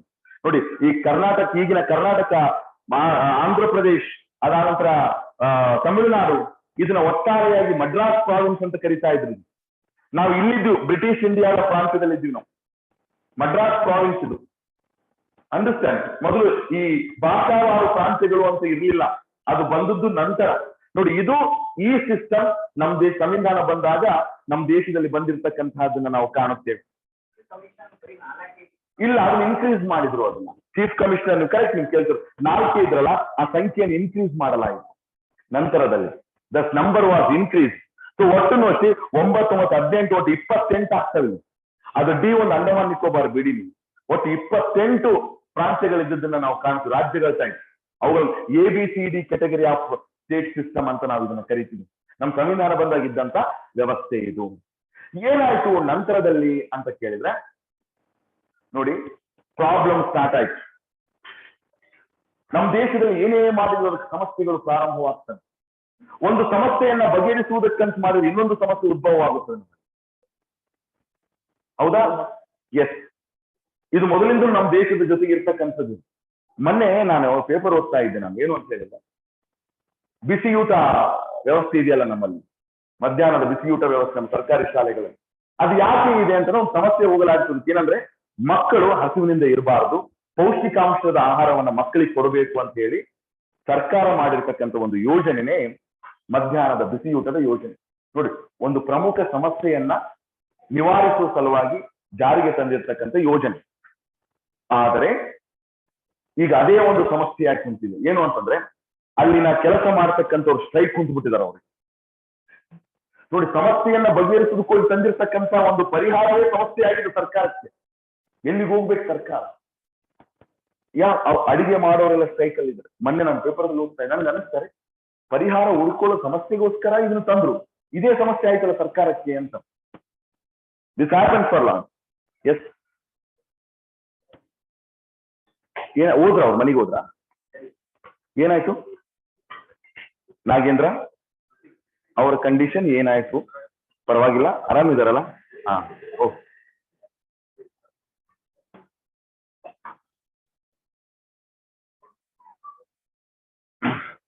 ಇವ್ನ ಯಾವಾಗ್ಲೂ ರೆಸ್ಪೆಕ್ಟ್ ಇಂದ ಮಾತಾಡ್ಸ್ಬೇಕು ಹುಡುಗರನ್ನ, ಯಾಕಂದ್ರೆ ಯಾವ ಟೈಮ್ನಾಗ ಹೆಂಗಿರ್ತಾವ ಗೊತ್ತಿರೋದಿಲ್ಲ. ಅದಕ್ಕೆ ನೋಡಿ, ಫಸ್ಟ್ ಹೇಳಕ ಕೇಳಿಲ್ಲ, ಯಾವಾಗ ನಾಗೇಂದ್ರ ಅಣ್ಣ ಹಾ ಸರ್ ಅಂತ ಹೇಳಿದ್ರು ಅವ್ರಿಗೆ ಅದಕ್ಕೆ. So always we should give respect to everyone. Okay, ಏನ್ ಹೇಳ್ತಾ ಇದ್ದೆ ನಾನು? ಏನು ಬಿಸಿಯೂಟ ಮುಗೀತು, ಟೈಮ್ ಆಯ್ತು ಬಿಸಿಯೂಟದ್ದು. ಸೊ ದಿಸ್ ವಾಟ್ ಗಮನಿಸ್ತಿರ್ತಕ್ಕಂಥದ್ದು. ಈಗ ನೋಡಿ, ಸಮಸ್ಯೆ ಏನ್ ಬಂತಿಲ್ಲ ಅಂತ ನೀವು ಕೇಳ್ಬೋದು. Sir, what was the problem ಅಂತ ಕೇಳಿದ್ರೆ, the problem came from South India. South India ದಿಂದ ಪ್ರಾಬ್ಲಮ್ ಸ್ಟಾರ್ಟ್ ಆಗ್ಬಿಟ್ಟು, ಅದರಲ್ಲೂ ಸಹ ತೆಲುಗು ಸ್ಪೀಕಿಂಗ್ ಪೀಪಲ್, ತೆಲುಗು ಮಾತನಾಡ್ತಕ್ಕಂಥ ಏನು ಮದ್ರಾಸ್ ಪ್ರಾವಿನ್ಸ್ ಅಲ್ಲಿ ಇದ್ರಲ್ಲ, ಮದ್ರಾಸ್ ಪ್ರಾವಿನ್ಸ್ ಇತ್ತು ನಮ್ದೆಲ್ಲ. ತೆಲುಗು, ಕನ್ನಡ, ತಮಿಳು ಮಾತಾಡೋರೆಲ್ಲ ಒಂದೇ ಪ್ರಾಂತ್ಯದಲ್ಲಿ ಬರ್ತಾ ಇದ್ರು ಮದ್ರಾಸ್ ಪ್ರಾವಿನ್ಸ್. ಬಟ್ ತೆಲುಗು ಮಾತನಾಡ್ತಕ್ಕಂಥ ಜನ ಇದಾರಲ್ಲ, ಡಿಮಾಂಡ್ ಮಾಡಕ್ ಸ್ಟಾರ್ಟ್ ಮಾಡಿದ್ರು. ಏನು ಅಂತಂದ್ರೆ, we don't want to leave in Madras province, give a chance to formulate our own state for the Telugu speaking people. Telugu ಮಾತನಾಡ್ತಕ್ಕಂಥ ಜನರಿಗೆ ನೀವು ಒಂದು ರಾಜ್ಯದ ರಚನೆ ಮಾಡುವ ಅವಕಾಶವನ್ನ ಮಾಡಿಕೊಡಿ ಅಂತ ಸರ್ಕಾರಕ್ಕೆ ಹೋರಾಟ ಪ್ರಾರಂಭವಾಯಿತು, ಒಂದು ಡಿಮಾಂಡ್ ಕೊಡೋದಕ್ಕೆ ಪ್ರಾರಂಭವಾಯಿತು. ನೋಡಿ, ದಕ್ಷಿಣ ಭಾರತದಿಂದ ಸಮಸ್ಯೆ ಹೋಯಿತು ಸರ್ಕಾರಕ್ಕೆ. ಯಾವಾಗ ಈ ಡಿಮಾಂಡ್ ಬರೋದಕ್ಕೆ ಸ್ಟಾರ್ಟ್ ಆಯಿತು, when this demand started to come from South India, then the government started to think over it. ಇದ್ರ ಬಗ್ಗೆ ಥಿಂಕ್ ಮಾಡೋದಕ್ಕೆ ಸ್ಟಾರ್ಟ್ ಮಾಡಿತು. ಈ ನಿಟ್ಟಿನಲ್ಲಿ ಕೆಲವೊಂದು ಕಮಿಷನ್ಗಳನ್ನ, ಸಮಿತಿಗಳನ್ನ ಸ್ಥಾಪನೆ ಮಾಡೋದಕ್ಕೆ ಸರ್ಕಾರ ಮುಂದಾಗಿರ್ತಕ್ಕಂಥದ್ದು ನಾವು ಕಾಣ್ತೀವಿ. ಈ ನಿಟ್ಟಿನಲ್ಲಿ ಮೊಟ್ಟ ಮೊದಲ ಸಮಿತಿ ಸ್ಥಾಪನೆಯಾಗಿದ್ದೆ ಧಾರ್ ಕಮಿಟಿ ಅಥವಾ SK ಧಾರ್ ಕಮಿಟಿ ಅಂತ, ಧಾರ್ ಕಮಿಷನ್ ಅಂತ ನಾವು ಕಾಣ್ತೀವಿ. SK ಧಾರ್ ಕಮಿಷನ್ ನೋಡಿ, ಧಾರ್ ಕಮಿಷನ್, ಧಾರ್ ಆಯೋಗವನ್ನ ರಚಿಸಲಾಯಿತು. To look after the demand of south Indian, especially the Telugu speaking people.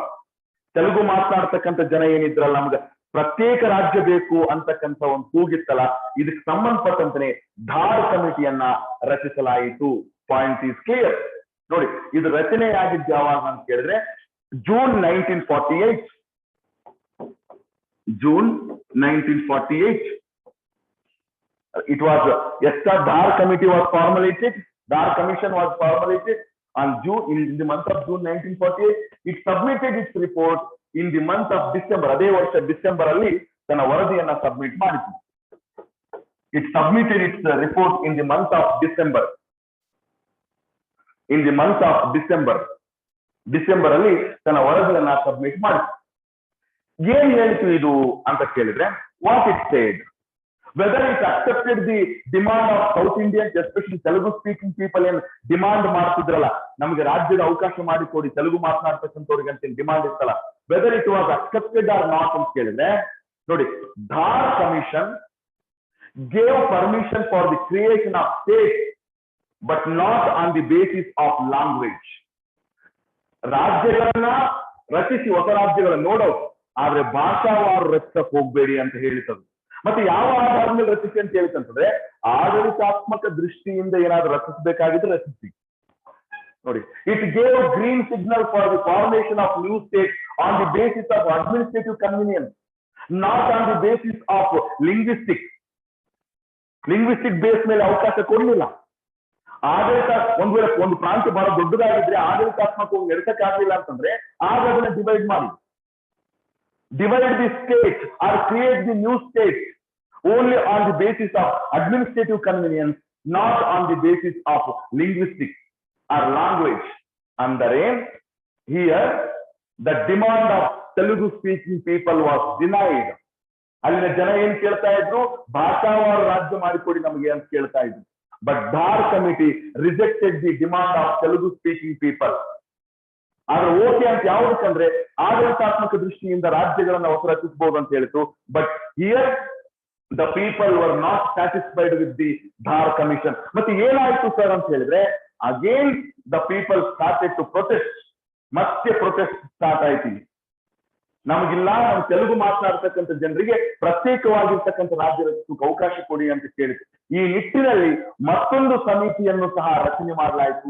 ಆ ಸಮಿತಿನೇ ಜೆವಿಪಿ ಕಮಿಟಿ ಅಂತ ಕರಿತೀವಿ. ನೋಡಿ, ಅದೇ ವರ್ಷ ಡಿಸೆಂಬರ್ ಅಲ್ಲಿ ಬಂತು ಜೆವಿಪಿ ಕಮಿಟಿ.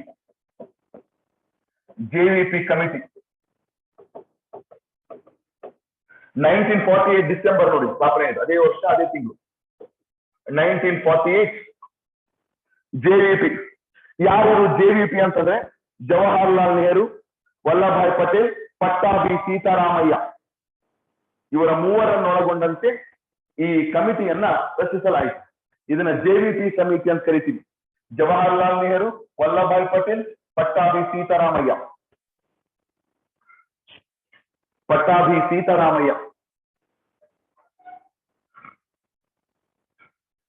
ಓಕೆ, ಸೊ ಇದು ರಿಪೋರ್ಟ್ ಯಾವಾಗ ಸಬ್ಮಿಟ್ ಮಾಡಿತು ಸರ್ ಅಂತ ಹೇಳಿದ್ರೆ 1949 ಏಪ್ರಿಲ್ ಅಲ್ಲಿ ತನ್ನ ರಿಪೋರ್ಟ್ ನ ಸಬ್ಮಿಟ್ ಮಾಡಿ. ನೋಡಿ, ಏಪ್ರಿಲ್ 1949 ಫಸ್ಟ್ ಧಾರ್ ಕಮಿಷನ್, ಆಮೇಲೆ ಜೆವಿಪಿ ಕಮಿಟಿ ನೋಡಿ ಸಬ್ಮಿಟ್ ಮಾಡಿತು ಇಲ್ಲಿ. Okay, now whether the demand of Telugu speaking people was fulfilled or accepted ಅಂತ ಕೇಳಿದ್ರೆ, ಏನ್ ಅಕ್ಸೆಪ್ಟ್ ಮಾಡಿತಾ ಈ ಸಮಿತಿನು ಅಂತ ಕೇಳಿದ್ರೆ, once again even JVP committee also rejected the demand of Telugu speaking people. No, ಭಾಷಾವಾರು ಆಧಾರದ ಮೇಲೆ ರಾಜ್ಯಗಳನ್ನು ಸೃಷ್ಟಿ ಮಾಡುವುದಕ್ಕೆ ಅವಕಾಶ ಇಲ್ಲ, ಅವಕಾಶ ಕೊಡಲಾಗುವುದಿಲ್ಲ ಅಂತಾನೆ ಜೆವಿಪಿ ಕಮಿಟಿ ಹೇಳಿತು. ಈ ಸಮಿತಿಯು ಸಹ ಬೇಡಿಕೆಯನ್ನ ತಿರಸ್ಕರಿಸಿರ್ತಕ್ಕಂತಹದನ್ನ ನಾವು ಕಾಣುತ್ತೇವೆ. It rejected the demand of Telugu speaking people. ಈಗ ನಂತರ ಏನಾಯ್ತು, ದಟ್ ಈಸ್ ವೆರಿ ಇಂಪಾರ್ಟೆಂಟ್. ಯಾವಾಗ ಧಾರ್ ಕಮಿಟಿ ರಿಜೆಕ್ಟ್ ಮಾಡಿತು, ಜೆವಿಪಿ ಕಮಿಟಿ ರಿಜೆಕ್ಟ್ ಮಾಡ್ತಲ್ಲ, then people went on serious allegation ಅಥವಾ ಸೀರಿಯಸ್ ಪ್ರೊಟೆಸ್ಟ್ ಗೆ ಮೂವ್ ಆಗುತ್ತೆ. ಗೊತ್ತಿರಲಿ ನಿಮ್ಗೆ, ಜನ ಸೀರಿಯಸ್ ಆಗಿ ಹೋರಾಟ ಮಾಡೋದಕ್ಕೆ ಇಳಿತಾರೆ. ಆಗ ಒಬ್ಬ ನಾಯಕ ಸಿಗುತ್ತಾನೆ ಆ ಜನಕ್ಕೆ, ಆತನೇ Potti Sriramulu. Led the people. He had taken the leadership of the Telugu speaking people. ಗೊತ್ತಿರಲಿ ನಿಮಗೆ, ಪೊಟ್ಟಿ ಶ್ರೀರಾಮುಲು ಇಲ್ಲಿ ತನ್ನ ಜನರ ಪರವಾಗಿ ನಿಂತ್ಕೊಳ್ತಾನೆ. ಏನ್ ಮಾಡ್ತಾನೆ ಪೊಟ್ಟಿ ಶ್ರೀರಾಮುಲು ಅಂದ್ರೆ, ಈ went on hunger strike for 56 days continuous. 56 ದಿನಗಳ ಕಾಲ ಅಮರಾಂತ ಉಪವಾಸ ಸತ್ಯಾಗ್ರಹವನ್ನ ಮಾಡುತ್ತಾರೆ. 56 days continuously for the demand of linguistic state. ಭಾಷಾವಾರು ಪ್ರಾಂತ್ಯಗಳಿಗೆ ಅವಕಾಶ ಮಾಡಿಕೊಡಿ ಅಂತ ಹೇಳಿ ಆತ ಉಪವಾಸ ಸತ್ಯಾಗ್ರಹಕ್ಕೆ ಕೂತುಕೊಳ್ಳುತ್ತಾನೆ ಪೊಟ್ಟಿ ಶ್ರೀರಾಮುಲು. ಗೊತ್ತಿರಲಿ ನಿಮಗೆ. ಏನಾಯ್ತು ಸರ್ ಶ್ರೀರಾಮುಲು ಪರಿಸ್ಥಿತಿ ಅಂತ ಕೇಳಿದ್ರೆ, ಮತ್ತೆ ಶ್ರೀರಾಮುಲು ಅಂದ್ರೆ ಬಳ್ಳಾರಿ ಶ್ರೀರಾಮುಲು ಅಲ್ಲ, please to remember it. Potti Sriramulu what happen ಅಂತಂದ್ರೆ, he died when he was on hunger strike. ನೋಡಿ, ಯಾವಾಗ ಉಪವಾಸ ಸತ್ಯಾಗ್ರಹದಲ್ಲಿದ್ದಾಗಲೇ పొట్టి ಶ್ರೀರಾಮುಲು ತೀರು ಹೋಗ್ಬಿಟ್ಟ. ಯಾವಾಗ ನಾಯಕನೇ ತೀರು ಹೋಗ್ಬಿಟ್ರು ಜನಕ್ಕೆ ದಿಕ್ಕು ತೋಚದಂತಾಯ್ತು. ಜನ ಹಿಂಸಾಚಾರಕ್ಕೆ ಇಳಿದ್ಬಿಟ್ರು ತೆಲುಗು ಮಾತನಾಡ್ತಕ್ಕಂಥ ಜನ. ಬೇಕೇ ಬೇಕು, ಯಾಕಂದ್ರೆ ನಮ್ಮ ನಾಯಕ ತೀರು ಹೋಗಿದ್ದಾನೆ. We lost our leader, we want our demand to be fulfilled. ಜನ ನಿಂತುಬಿಟ್ರು. ಆಗ ಕೇಂದ್ರ ಸರ್ಕಾರಕ್ಕೆ ಬೇರೆ ದಾರಿನೇ ತೋರ್ಲಿಲ್ಲ. Finally, central government gave green signal for the Telugu speaking people. Yes, Telugu ಮಾತನಾಡುವ ಜನರಿಗೋಸ್ಕರ ಒಂದು ಹೊಸ ರಾಜ್ಯವನ್ನು ಸೃಷ್ಟಿ ಮಾಡಲಾಯಿತು. ದಟ್ ವಾಸ್ ಆಂಧ್ರ ರಾಷ್ಟ್ರ. ಆಂಧ್ರ ರಾಷ್ಟ್ರ ಫಸ್ಟ್ ಅದನ್ನ ಆಂಧ್ರ ರಾಷ್ಟ್ರ ಅಂತ ಕರೆದ್ರು, ನಂತರ ಆಂಧ್ರ ಪ್ರದೇಶ ಆಯ್ತದು. ನೋಡಿ, ಆಂಧ್ರ ರಾಷ್ಟ್ರವನ್ನ ಕ್ರಿಯೇಟ್ ಮಾಡಲಾಯಿತು. ಯಾರಿಗೋಸ್ಕರ, ಎಲ್ಲಿಂದ ಕ್ರಿಯೇಟ್ ಮಾಡಲ್ಲ ಅಂತಂದ್ರೆ ಈ ಮಡ್ರಾಸ್ ಪ್ರಾವಿನ್ಸ್ ಇಂದ ಅದನ್ನ ಕ್ರಿಯೇಟ್ ಮಾಡಲಾಯಿತು ಹೊಸ ರಾಜ್ಯವಾಗಿ. ಯಾರಿಗೋಸ್ಕರ ಅಂತಂದ್ರೆ ತೆಲುಗು ಸ್ಪೀಕಿಂಗ್ ಪೀಪಲ್, ತೆಲುಗು ಮಾತನಾಡ್ತಕ್ಕಂಥ ಜನರಿಗೋಸ್ಕರ ಆಂಧ್ರ ರಾಷ್ಟ್ರ ಕ್ರಿಯೇಟ್ ಆಗಿರ್ತಕ್ಕಂಥದ್ದನ್ನ ನಾವು ಕಾಣ್ತೀವಿ.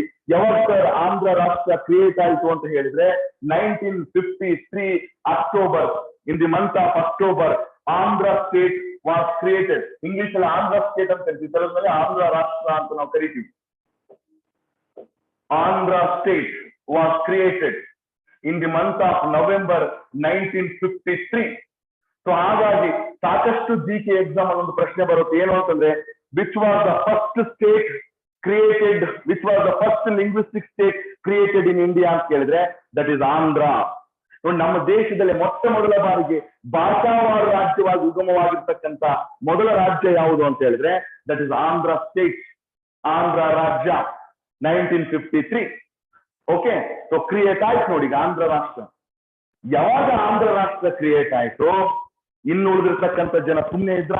ಕನ್ನಡ ಮಾತನಾಡೋರು, ಉಳಿದಿರ್ತಕ್ಕಂಥ ಭಾಷೆ ಮಾತನಾಡೋರು ಅವರು ಸ್ಟಾರ್ಟ್ ಮಾಡಿದ್ರು. If you are giving chance for Andhra Telugu speaking people, why not for us? ನಮಗೆ ಯಾಕಿಲ್ಲ? We are so want the states on the basis of language. ನಮಗೂ ಸಹ ಭಾಷಾವಾರು ಆಧಾರದ ರಾಜ್ಯಗಳನ್ನು ಮಾಡಿಕೊಡಿ ಅಂತ ಇನ್ನುಳಿದ ಭಾಷೆ ಮಾತನಾಡ್ತಕ್ಕಂಥವ್ರು ಸಹ ಡಿಮಾಂಡ್ ಮಾಡೋದಕ್ಕೆ ಸ್ಟಾರ್ಟ್ ಮಾಡಿದ್ರು. Finally central government appointed a commission. Commission ಅನ್ನ ಅಪಾಯಿಂಟ್ ಮಾಡ್ತಾರೆ to look after the demand of the people who are speaking different languages. ಆ ಕಮಿಷನ್ ಫಜಲ್ ಆಯೋಗ ಕಮಿಷನ್, ಫಜಲ್ ಆಯೋಗ ಅಂತ ಕರಿತೀವಿ ನಾವು, ಅಥವಾ ಫಜಲ್ ಅಲಿ ಆಯೋಗ ಅಂತ ಕರಿತೀವಿ. ಫಜಲ್ ಅಲಿ ಆಯೋಗ was formulated in the year 1953. ನೋಡಿ, ಫಜಲ್ ಅಲಿ ಆಯೋಗ ರಚನೆ ಆಗುತ್ತೆ 1953 ಅಲ್ಲಿ. ಫಜಲ್ ಅಲಿ ಕಮಿಷನ್,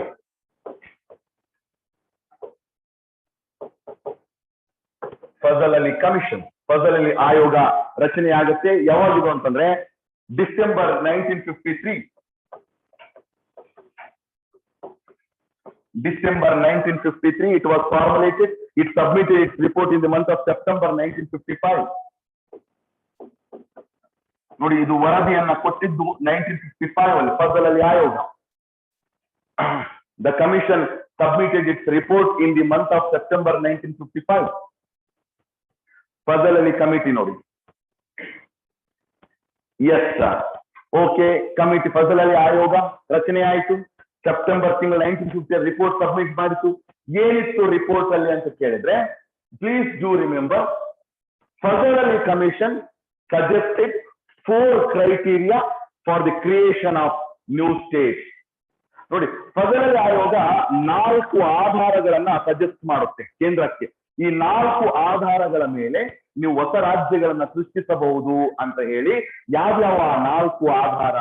ಆ 4 ಆಧಾರಗಳ ಲ್ಯಾಂಗ್ವೇಜ್ ಇರ್ತಾ ಇರ್ಲಿಲ್ವಾ, ಜನರ ಬೇಡಿಕೆ ಈಡೇರಿತಾ ಇರ್ಲಿಲ್ವಾ ಅನ್ನೋದನ್ನ ನೋಡೋಣ. ಯಾವ್ಯಾವ 4 ಆಧಾರಗಳು ಅಂತ ಹೇಳಿದ್ರೆ, number 1, unity and security of the nation. Unity and security of the nation. Unity and security of nation. First one ನೋಡಿದ್ದು ಫಸ್ಟ್ ಕ್ರೈಟೀರಿಯಾ. ನೋಡಿ, ಯಾವುದೇ ಹೊಸ ರಾಜ್ಯವನ್ನ ಸೃಷ್ಟಿಸಬೇಕಾಗಿತ್ತು ಅಂತಂದ್ರೆ ದೇಶದ ಏಕತೆ ಮತ್ತು ಭದ್ರತೆಯನ್ನ ಗಮನದಲ್ಲಿ ಇಟ್ಟುಕೊಳ್ಳಬೇಕಾಗುತ್ತೆ. ಫಸ್ಟ್ ಕ್ರೈಟೀರಿಯಾ ಇದು, unity and security of nation. Second one, ಎರಡನೇ ಕ್ರೈಟೀರಿಯಾ ನೋಡಿ, ಲ್ಯಾಂಗ್ವೇಜ್ ಅಂಡ್ ಕಲ್ಚರ್ ಬಂದ್ಬಿಡ್ತು ನೋಡಿ. ಲ್ಯಾಂಗ್ವೇಜ್ ಅಂಡ್ ಕಲ್ಚರ್, ಭಾಷೆ ಮತ್ತು ಸಂಸ್ಕೃತಿ. ಲ್ಯಾಂಗ್ವೇಜ್ ಅಂಡ್ ಕಲ್ಚರ್, ಭಾಷೆ ಮತ್ತು ಸಂಸ್ಕೃತಿ, ಲ್ಯಾಂಗ್ವೇಜ್ ಅಂಡ್ ಕಲ್ಚರ್. ನೋಡಿ ಇಲ್ಲಿ ಆಲ್ರೆಡಿ ಪ್ಯಾರಾಮೀಟರ್ ಬಂತು. Next third one finance, economics and administration. ಹಣಕಾಸು, ಫೈನಾನ್ಸ್, ಎಕಾನಮಿ, ಆರ್ಥಿಕತೆ, economy and administration. And last one, fourth, promotion of welfare of people. Promotion of welfare of people. ನೋಡಿ, ಜನರ ಕಲ್ಯಾಣವನ್ನ ಗಮನದಲ್ಲಿ ಇಟ್ಕೋಬೇಕು. ನೋಡಿ, ಈ 4 ಪ್ಯಾರಾಮೀಟರ್ ಮೇಲೆ ಯಾವ್ದಂತೂ ಯೂಸ್ ಮಾಡ್ಕೊಂಡು ನೀವು ರಾಜ್ಯವನ್ನ ಸೃಷ್ಟಿ ಮಾಡಬಹುದು. ಅಂದ್ರೆ ಫೈನಲಿ ಇಲ್ಲಿ ಲ್ಯಾಂಗ್ವೇಜ್ ವಾಸ್ ರೆಫರ್ಡ್. ನೋಡಿ, ಇಲ್ಲಿ ಲ್ಯಾಂಗ್ವೇಜ್ ಅಂತಕ್ಕಂಥದ್ದಿದ್ರಿಂದ ಅಂತಿಮವಾಗಿ ಎಲ್ಲ ರಾಜ್ಯಗಳಿಗೆ ಅವಕಾಶ ಸಿಕ್ತು. ಏನು ಅಂತಂದ್ರೆ ಎಲ್ಲ ಜನರಿಗೆ ಅವಕಾಶ ಸಿಕ್ತು. ಭಾಷೆಯ ಆಧಾರದ ಮೇಲೆ ರಾಜ್ಯಗಳನ್ನ ರಚಿಸ್ತಕ್ಕಂಥದ್ದು ಅಂತ ಬರುತ್ತೆ. ಈ ನಿಟ್ಟಿನಲ್ಲಿ ಸಂಸತ್ತು ಒಂದು ಕಾಯ್ದೆಯನ್ನ ಸಿದ್ಧಪಡಿಸುತ್ತೆ. ಈಗ ರಾಜ್ಯಗಳನ್ನ ಮಾಡೋದಕ್ಕೆ ಕಾಯ್ದೆ ಮಸೂದೆ ಬೇಕಲ್ಲ, ಅದಕ್ಕೆ ರಾಜ್ಯಗಳ ಪುನರ್ವಿಂಗಡಣಾ ಕಾಯ್ದೆ ಅಂತ ಕರಿತೀವಿ. ನೋಡಿ, 1955 ರಿಪೋರ್ಟ್ ಕೊಡ್ತಿ ಫಜಲ್ ಅಲಿ ಆಯೋಗ. ಆ ಒಂದು ಶಿಫಾರಸ್ಸಿನ ಮೇರೆಗೆ 1956 ಅಲ್ಲಿ ಒಂದು ಮಸೂದೆಯನ್ನು ಸಿದ್ಧಪಡಿಸುತ್ತೆ. ಯಾವುದು ಅಂತಂದ್ರೆ ರಾಜ್ಯಗಳ ಪುನರ್ವಿಂಗಡಣಾ ಕಾಯ್ದೆ. ಅದು ಕಾಯ್ದೆಯನ್ನು ಸಿದ್ಧಪಡಿಸುತ್ತೆ, ರಾಜ್ಯಗಳ ಪುನರ್ವಿಂಗಡಣಾ ಕಾಯ್ದೆ. ಸ್ಟೇಟ್ ರಿಆರ್ಗನೈಸೇಷನ್ ಆಕ್ಟ್ 1956, ರಾಜ್ಯಗಳ ಪುನರ್ವಿಂಗಡಣಾ ಕಾಯ್ದೆ 1956 ಸಿದ್ಧ ಮಾಡಿ ಸಂವಿಧಾನಕ್ಕೆ 7ನೇ ತಿದ್ದುಪಡಿ ತರುವುದರ ಮೂಲಕ, ಬೈ 7th ಅಮೆಂಡ್ಮೆಂಟ್, 7ನೇ ತಿದ್ದುಪಡಿ ತರುವುದರ ಮೂಲಕ, ಸಂವಿಧಾನಕ್ಕೆ 7ನೇ ತಿದ್ದುಪಡಿ ತರುವುದರ ಮೂಲಕ ಭಾಷಾವಾರು ಪ್ರಾಂತ್ಯಗಳನ್ನು ಸಿದ್ಧಪಡಿಸಲಾಯಿತು. ನೋಡಿ, 7th amendment 1956, 7th amendment 1956, 7th amendment. Point is clear. Okay, so ಈ ತಿದ್ದುಪಡಿಯ ಮೂಲಕ ಭಾಷಾವಾರು ಪ್ರಾಂತ್ಯಗಳನ್ನು ಕ್ರಿಯೇಟ್ ಮಾಡಲಾಯಿತು. ಎಷ್ಟು ಭಾಷಾವಾರು ರಾಜ್ಯಗಳನ್ನು ಕ್ರಿಯೇಟ್ ಮಾಡಲಾಯಿತು ಅಂದ್ರೆ 14 ಭಾಷಾವಾರು ರಾಜ್ಯಗಳನ್ನ ಮತ್ತು 6 ಕೇಂದ್ರಾಡಳಿತ ಪ್ರದೇಶಗಳನ್ನ ರಚಿಸಲಾಯಿತು. 6 ಯೂನಿಯನ್ ಟೆರಿಟರೀಸ್, ಲಿಂಗ್ವಿಸ್ಟಿಕ್ ಸ್ಟೇಟ್ಸ್. ನೋಡ್ರಿ, ಇದೆಲ್ಲ ಫಸ್ಟ್ ಬಂದು 1956 ಅಲ್ಲಿ ಬಂತು. October 1 ನಮ್ಮ ಕರ್ನಾಟಕನೂ ಸಹ ಇತ್ತವ್ರೆ. On the basis of Kannada language, even Karnataka also one among the 14 states. ನೋಡಿ, ಈಗಿದಾವ ಇವು 14 ಇದ್ದು ನಂತರದಲ್ಲಿ ಹೊಸ ರಾಜ್ಯಗಳು ಬರ್ತಾ 28 ಆಗ್ಯಾವ. ಈಗಿರೋದೆಲ್ಲ ಎಂತ ರಾಜ್ಯಗಳು ಅಂತಂದ್ರೆ ಭಾಷಾವಾರು ರಾಜ್ಯಗಳು ಅಥವಾ ಲಿಂಗ್ವಿಸ್ಟಿಕ್ ಸ್ಟೇಟ್ಸ್ ಅಂತ ಇದನ್ನ ಕರಿತೀವಿ. ಭಾಷೆಗಳ ಆಧಾರದ ಮೇಲೆ ಬಂದಿರತಕ್ಕಂಥದ್ದು. ನೋಡಿ, ಅಂದ್ರೆ ಈಗ ಏನಾಯ್ತು ಅಂದ್ರೆ ಆ ABCD system of category of States ಇತ್ತಲ್ಲ, ಅದನ್ನ ರದ್ದುಗೊಳಿಸಲಾಗಿದೆ. ಅದು 7ನೇ ಭಾಗದಲ್ಲಿ ಇತ್ತಲ್ಲ, ಆ 7ನೇ ಭಾಗವನ್ನು ರದ್ದುಗೊಳಿಸಲು ತೆಗೆದು ಹಾಕಲಾಗಿದೆ. ಹಂಗಾಗಿ ಇವತ್ತಿಗೂ ನೀವು 7ನೇ ಭಾಗವನ್ನು ರಿಪೀಲ್ಡ್ ಅಂತ ನೀವು ಕರಿತೀವಿ. 7ನೇ ಭಾಗವನ್ನು ತೆಗೆದು ಹಾಕಲಾಗಿದೆ ಸಂವಿಧಾನದಲ್ಲಿ ಅಂತಕ್ಕಂಥದ್ದು. ಆ ವಿಷಯವನ್ನು ತೆಗೆಯಲಾಗಿದೆ ಅಂತಲ್ಲ, ಬಿಕಾಸ್ ಆಫ್ ಅಲ್ಲಿ ABCD ಕ್ಯಾಟಗರಿ ಆಫ್ ಸ್ಟೇಟ್ಸ್ ಇತ್ತು, that has been removed. Now the linguistic state system we have in India. ನಮ್ಮ ದೇಶದಲ್ಲಿ ಭಾಷಾವಾರು ರಾಜ್ಯಗಳ ವ್ಯವಸ್ಥೆ ಇರತಕ್ಕಂಥದ್ದನ್ನ ನಾವು ಕಾಣಬಹುದಾಗಿದೆ. ಏನಮ್ಮ? ಯುಟಿನ ಆಡಳಿತಾತ್ಮಕ ದೃಷ್ಟಿಯಿಂದ ಮಾಡಿ, ಆ ಅಡ್ಮಿನಿಸ್ಟ್ರೇಷನ್ ಗೊತ್ತಿರಲಿ ನಿಮ್ಗೆ. ಆಡಳಿತಾತ್ಮಕ ದೃಷ್ಟಿಯಿಂದ ಭಾಷಾವಾರು 14 ರಾಜ್ಯಗಳನ್ನ ನಾವು ಕಾಣುತ್ತೇವೆ. ನೋಡಿ, ಇದು ರಾಜ್ಯಗಳು ಯಾವ ರೀತಿ ಉಗಮವಾದವು ನಮ್ಮಲ್ಲಿ ಅಂತಕ್ಕಂಥದ್ದು ನಿಮ್ಗೆ ಗೊತ್ತಿರಬೇಕಾಗುತ್ತೆ. ಫಜಲ್ ಅಲಿ ಆಯೋಗ ಗೊತ್ತಿರ್ಲಿ, JVP ಕಮಿಟಿ ಗೊತ್ತಿರ್ಲಿ, ಧಾರ್ ಕಮಿಟಿ ಗೊತ್ತಿರ್ಲಿ, ಧಾರ್ ಕಮಿಷನ್ ಏನ್ ರಿಪೋರ್ಟ್ ಕೊಟ್ಟಿವೋ, ಫಜಲ್ ಅಲಿ ಆಯೋಗ ಏನ್ ರಿಪೋರ್ಟ್ ಕೊಡ್ತು, ಪೊಟ್ಟಿ ಶ್ರೀರಾಮುಲು ಯಾರು, ಫಸ್ಟ್ ಯಾರು ಡಿಮಾಂಡ್ ಸ್ಟಾರ್ಟ್ ಮಾಡಿದ್ರು ಅನ್ನೋದ್ರ ಬಗ್ಗೆ ಮಾಹಿತಿ ಇರಬೇಕಾಗುತ್ತೆ. ಈ ರೀತಿಯಾಗಿ ನಮ್ಮಲ್ಲಿ ಭಾಷಾವಾರು ಪ್ರಾಂತ್ಯಗಳು ಉಗಮವಾಗಿರ್ತಕ್ಕಂತಹದನ್ನು ನಾವು ಕಾಣಬಹುದಾಗಿದೆ. Clear idea? ನೋಡಿ, ಅದಕ್ಕೆ ಇದು ಮೊದಲ ಭಾಗಕ್ಕೆ ಸಂಬಂಧಿಸಿದ ಸಪ್ಲಿಮೆಂಟರಿ ಆಸ್ಪೆಕ್ಟ್ ಇದು. ನೋಡಿ, ಯೂನಿಯನ್ ಅಂಡ್ ಇಟ್ಸ್ ಟೆರಿಟರಿ ಅಂತ ಹೋಗ್ತೀವಿ ಅಂದ್ರೆ ರಾಜ್ಯಗಳು ಸಹ ಅದರಲ್ಲಿ ಬರ್ತವೆ. ರಾಜ್ಯಗಳು ಹೆಂಗ್ ಬಂದು ಈಗಿನ ಪ್ರಸ್ತುತ ರಾಜ್ಯಗಳು ಅನ್ನೋದಕ್ಕೆ ಸಂಬಂಧಪಟ್ಟಂತೆ ಈ ರೀತಿಯಾಗಿರ್ತಕ್ಕಂಥ ಕೆಲವು ಬ್ಯಾಕ್ ಗ್ರೌಂಡ್ ಹಿಸ್ಟ್ರಿ ನಿಮಗೆ ಗೊತ್ತಿರಬೇಕಾಗುತ್ತದೆ. So this is all about first part of Indian constitution. Sir, okay, after this ಮತ್ತೆ ಯಾವುದ್ರ ಬಗ್ಗೆ ಇಂಟ್ರೊಡಕ್ಷನ್ ಕೊಡ್ತೀರಿ ಸರ್ ನೀವು ಅಂತ ಕೇಳಿದ್ರೆ, now I will take you to third part of Indian constitution. Sir second part ಹೆಂಗೆ ಸರ್ ಅಂತ ಹೇಳಿದ್ರೆ, ಸೆಕೆಂಡ್ ಪಾರ್ಟ್ ಸಿಟಿಜನ್ಶಿಪ್ ಇದೆ. ಇತ್ತೀಚಿನ ದಿನಗಳಲ್ಲಿ ಪ್ರಶ್ನೆಗಳು ಬರ್ತಾ ಇಲ್ಲ ನಿಮ್ಗೆ. Nowadays we are not seeing any questions from the second part, so that now I am moving, if the time permits in the future, I will engage the class on citizenship. Now I am jumping to third part of Indian Constitution headline and start in a fresh page ಅಲ್ಲಿ start ಮಾಡಬಹುದು. ಮೂರನೆಯ ಭಾಗ ಯಾವುದು? ಮೂರನೇ ಭಾಗ, yes sir, part 3. Part 3, fundamental rights.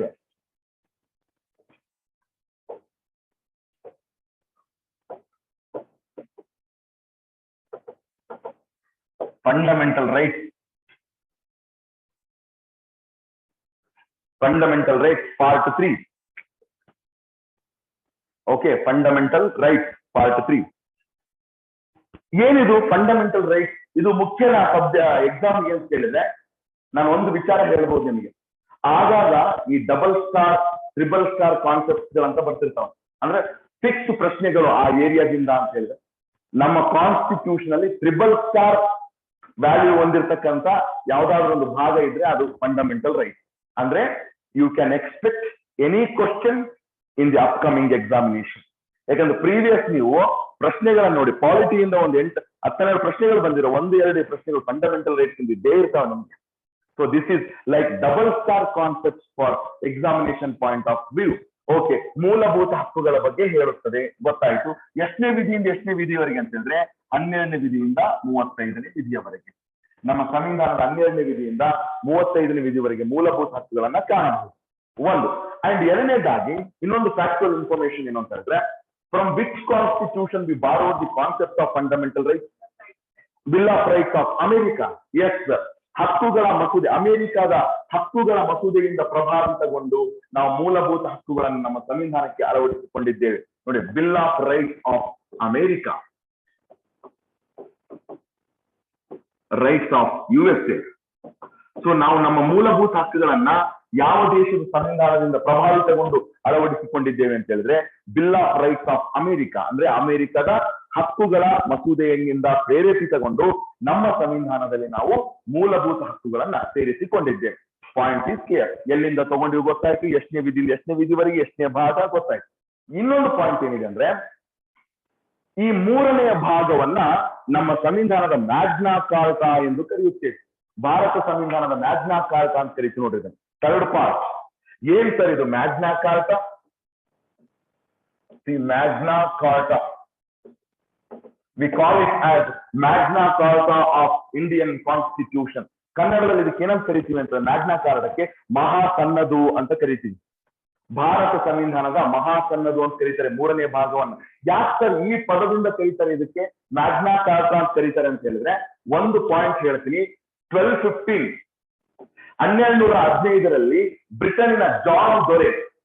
ಬ್ರಿಟನ್ನಿನ John ದೊರೆ ಏನ್ ಮಾಡ್ತಾನೆ ಅಂತಂದ್ರೆ, the king John, he announced the rights of citizens for the first time in the world. ನೋಡಿ, ಜಗತ್ತಿನಲ್ಲಿ ಮಾನವ ಹಕ್ಕುಗಳ ಕುರಿತಂತೆ ಒಂದು ಲಿಖಿತ ರೂಪದ ದಾಖಲೆ ನಮ್ಮಲ್ಲಿ ಇತ್ತು ಅಂತಂದ್ರೆ ಮೊಟ್ಟ ಮೊದಲ ಲಿಖಿತ ರೂಪದ ದಾಖಲೆ ಯಾವುದಂದ್ರೆ ಜಾನ್ ದೊರೆ ಹೊರಡಿಸಿರ್ತಕ್ಕಂಥ ಮ್ಯಾಗ್ನಾ ಕಾರ್ಟಾ 1215 ಹೊರಡಿಸ್ತಾನೆ. ಅದರಲ್ಲಿ ನಾಗರಿಕರ ಹಕ್ಕುಗಳ ಬಗ್ಗೆ ಮೊಟ್ಟ ಮೊದಲ ಬಾರಿಗೆ ಗುರುತಿಸಲಾಗುತ್ತೆ. So this is the first return document we have on the human rights. ಮಾನವ ಹಕ್ಕುಗಳಿಗೆ ಸಂಬಂಧಿಸಿದಂತೆ ನಮ್ಮ ಜಗತ್ತಿನಲ್ಲಿ ಲಭ್ಯವಿರ್ತಕ್ಕಂಥ ಮೊಟ್ಟ ಮೊದಲ ಲಿಖಿತ ದಾಖಲೆನೆ 1215 ಮ್ಯಾಗ್ನಾ ಕಾರ್ಟಾ. ಇದನ್ನ ಹೊರಡಿಸಿದ್ದು ಯಾರು ಅಂತಂದ್ರೆ ಕಿಂಗ್ ಜಾನ್ ದೊರೆ ಇದನ್ನ ಹೊರಡಿಸುತ್ತಾರೆ. ಹಾಗಾಗಿ ಸೊ ಆವತ್ತಿಂದ ಇವತ್ತಿನವರೆಗೂ ಯಾವುದೇ ರಾಷ್ಟ್ರ ತನ್ನ ಸಂವಿಧಾನದಲ್ಲಿ ನಾಗರಿಕರ ಹಕ್ಕುಗಳನ್ನ ಗುರುತಿಸಿತ್ತು ಅಂತಂದ್ರೆ ಆ ಭಾಗವನ್ನ ನಾವು ಮ್ಯಾಗ್ನಾ ಕಾರ್ಟಾಕ್ಕೆ ಹೋಲಿಕೆ ಮಾಡುತ್ತೇವೆ. So any part that gives that includes rights of the citizens, usually that part is compared with the Magna Carta. ಹಾಗಾಗಿ ನಮ್ಮ ಸಂವಿಧಾನದ ಮ್ಯಾಗ್ನಾ ಕಾರ್ಟಾ ಯಾವುದಂದ್ರೆ ಥರ್ಡ್ ಪಾರ್ಟ್. ಯಾಕಂದ್ರೆ ಮೂರನೇ ಭಾಗದಲ್ಲಿ ನಾವು ಹಕ್ಕುಗಳಿಗೆ ಸಂಬಂಧಪಟ್ಟಂತೆ ಗುರುತಿರ್ತಕ್ಕಂತಹದನ್ನ ನಾವು ಕಾಣುತ್ತೇವೆ. ಸೊ ಗೊತ್ತಿರಲಿ ನಿಮ್ಗೆ ಯಾಕೆ ಮ್ಯಾಗ್ನಾ ಕಾರ್ಟಾ ಎಂದು ಕರೆಯುತ್ತೇವೆ ಅಂತಕ್ಕಂಥ. So these are the basic aspects. ಇದಾದ ನಂತರ ಸರ್ ನಮ್ಮ ದೇಶದಲ್ಲಿ ಇದ್ರ ಬಗ್ಗೆ ಸ್ವತಂತ್ರ ಸಂದರ್ಭದಲ್ಲಿ ಏನಾದ್ರು ಎಲ್ಲಾದ್ರೂ ಉಲ್ಲೇಖ ಇತ್ತು ಅಂತ ಹೇಳಿದ್ರೆ ನೆಹರು ರಿಪೋರ್ಟ್ ಅಂತ ಬರುತ್ತೆ 1928 ನೆಹರು ರಿಪೋರ್ಟ್, ನೆಹರು ವರದಿ ಅಂತ ಬರುತ್ತೆ. ಮತ್ತೆ ನೆಹರು ಅಂತಂದ್ರೆ ಜವಾಹರ್ಲಾಲ್ ನೆಹರು ಅವರಲ್ಲ, ಅವರ ತಂದೆ ಮೋತಿಲಾಲ್ ನೆಹರು ಅವರು ಒಂದು ರಿಪೋರ್ಟ್ ಅನ್ನ ಸಬ್ಮಿಟ್ ಮಾಡ್ತಾರೆ ಬ್ರಿಟಿಷ್ ಗವರ್ನಮೆಂಟ್. ಆ ರಿಪೋರ್ಟ್ ಅಲ್ಲಿ ಮಹಿಳೆಯರ ಬಗ್ಗೆ, ಮಹಿಳೆಯರ ಹಕ್ಕುಗಳ ಕುರಿತಂತೆ, ನಾಗರಿಕರ ಹಕ್ಕುಗಳ ಕುರಿತಂತೆ ಪಟ್ಟಿಯನ್ನ ಒದಗಿಸಿಕೊಡಲಾಗಿತ್ತು ಬ್ರಿಟಿಷ್ ಗವರ್ನಮೆಂಟ್ಗೆ. It means the Nehru report of 1928 mentioned the human rights in India. Human rights ಬಗ್ಗೆ ಮೆನ್ಷನ್ ಮಾಡಿ ಬ್ರಿಟಿಷರಿಗೆ ಪ್ರಪೋಸಲ್ ನೀಡಿದಂತಹ ಒಂದು ಸಮಿತಿ ಇದು, ನೆಹರು ಕಮಿಟಿ ಅಂತಕ್ಕಂಥದ್ದು ಬರುತ್ತೆ, ಅಥವಾ ನೆಹರು ರಿಪೋರ್ಟ್ ಅಂತ ಕರಿತೀವಿ. 1928 ಗೊತ್ತಿರಲಿ ನಿಮಗೆ. So here in this the report consisted the rights of citizens, especially ಮಹಿಳೆಯರಿಗೆ ಸಂಬಂಧಪಟ್ಟಿರ್ತಕ್ಕಂಥ ಹಕ್ಕುಗಳನ್ನ ಇದರಲ್ಲಿ ನಮೂದಿಸಿ ಬ್ರಿಟಿಷರಿಗೆ ಸಲ್ಲಿಸಿರ್ತಕ್ಕಂತಹದ್ದನ್ನ ನಾವು ಕಾಣುತ್ತೇವೆ. ನೋಡಿದ್ರು ನಮ್ಮ ಸ್ವತಂತ್ರ ಪೂರ್ವದಲ್ಲಿ ಆಗಿರ್ತಕ್ಕಂಥ ಒಂದು ಬೆಳವಣಿಗೆ. ಅಂಡ್ ಎರಡನೇದಾಗಿ ಮತ್ತೊಂದು ಪ್ರಮುಖವಾಗಿರ್ತಕ್ಕಂಥ ಆಸ್ಪೆಕ್ಟ್ಗೆ ನಾವು ಹೋಗೋಣ. ಏನು ಅಂದ್ರೆ, we discuss fundamental rights later on. First we need to know what rights are. ಮೊದಲು ಹಕ್ಕುಗಳು ಅಂದ್ರೆ ಏನಂತ ಗೊತ್ತಾಗ್ಬೇಕು ನಮಗೆ. Later on, we will come to know what fundamental rights we have in our constitution. First, let me know what do you mean by rights. Hakku ಎಂದರೇನು? Hakku ಎಂದರೇನು? What do you mean by rights? Person who deserves. The person who deserves for anything, it is known as right. No. Mate? It is something guaranteed by the state. It is something guaranteed by the state. Mate? Okay. ನೀವು legal perspective ಅಲ್ಲಿ ಹೇಳ್ತಾ ಇದ್ದೀನಿ, ನಾನು general ಆಗಿ ಹಕ್ಕು ಎಂದರೇನು ಅಂತ ಕೇಳ್ತಾ ಇದ್ದೀನಿ. ರೈಟ್ಸ್ ಅಂದ್ರೆ ಏನಪ್ಪ? Do you have rights? ನಿಮಗೆ ಹಕ್ಕುಗಳು ಇದಾವ ಇಲ್ವಾ? ಇದಾವ ಇಲ್ವಾ? ಇದಾವ ಅಂದ್ರೆ ಏನ್ ಮತ್ತೆ ಅವು? ಹಕ್ಕುಗಳು ಇರೋದ್ರಿಂದ ನಿಮ್ಗೆಲ್ಲ ಏನೆಲ್ಲ ಅನುಕೂಲ ಆಗಿದೆ ನಿಮ್ಗೆ? What are the benefits you are availing from the rights? Remember, ಒಂದು ಸೆಂಟೆನ್ಸ್ ನ ಹೇಳ್ತೀನಿ ತಿಳ್ಕೊಳ್ಳಿ. ಹಕ್ಕುಗಳೆಂದರೆ ಏನಂತ ಹೇಳಿದ್ರೆ, rights are essential aspect that are must for human being to lead is life in a dignified way ಅಂತ ಬರುತ್ತೆ.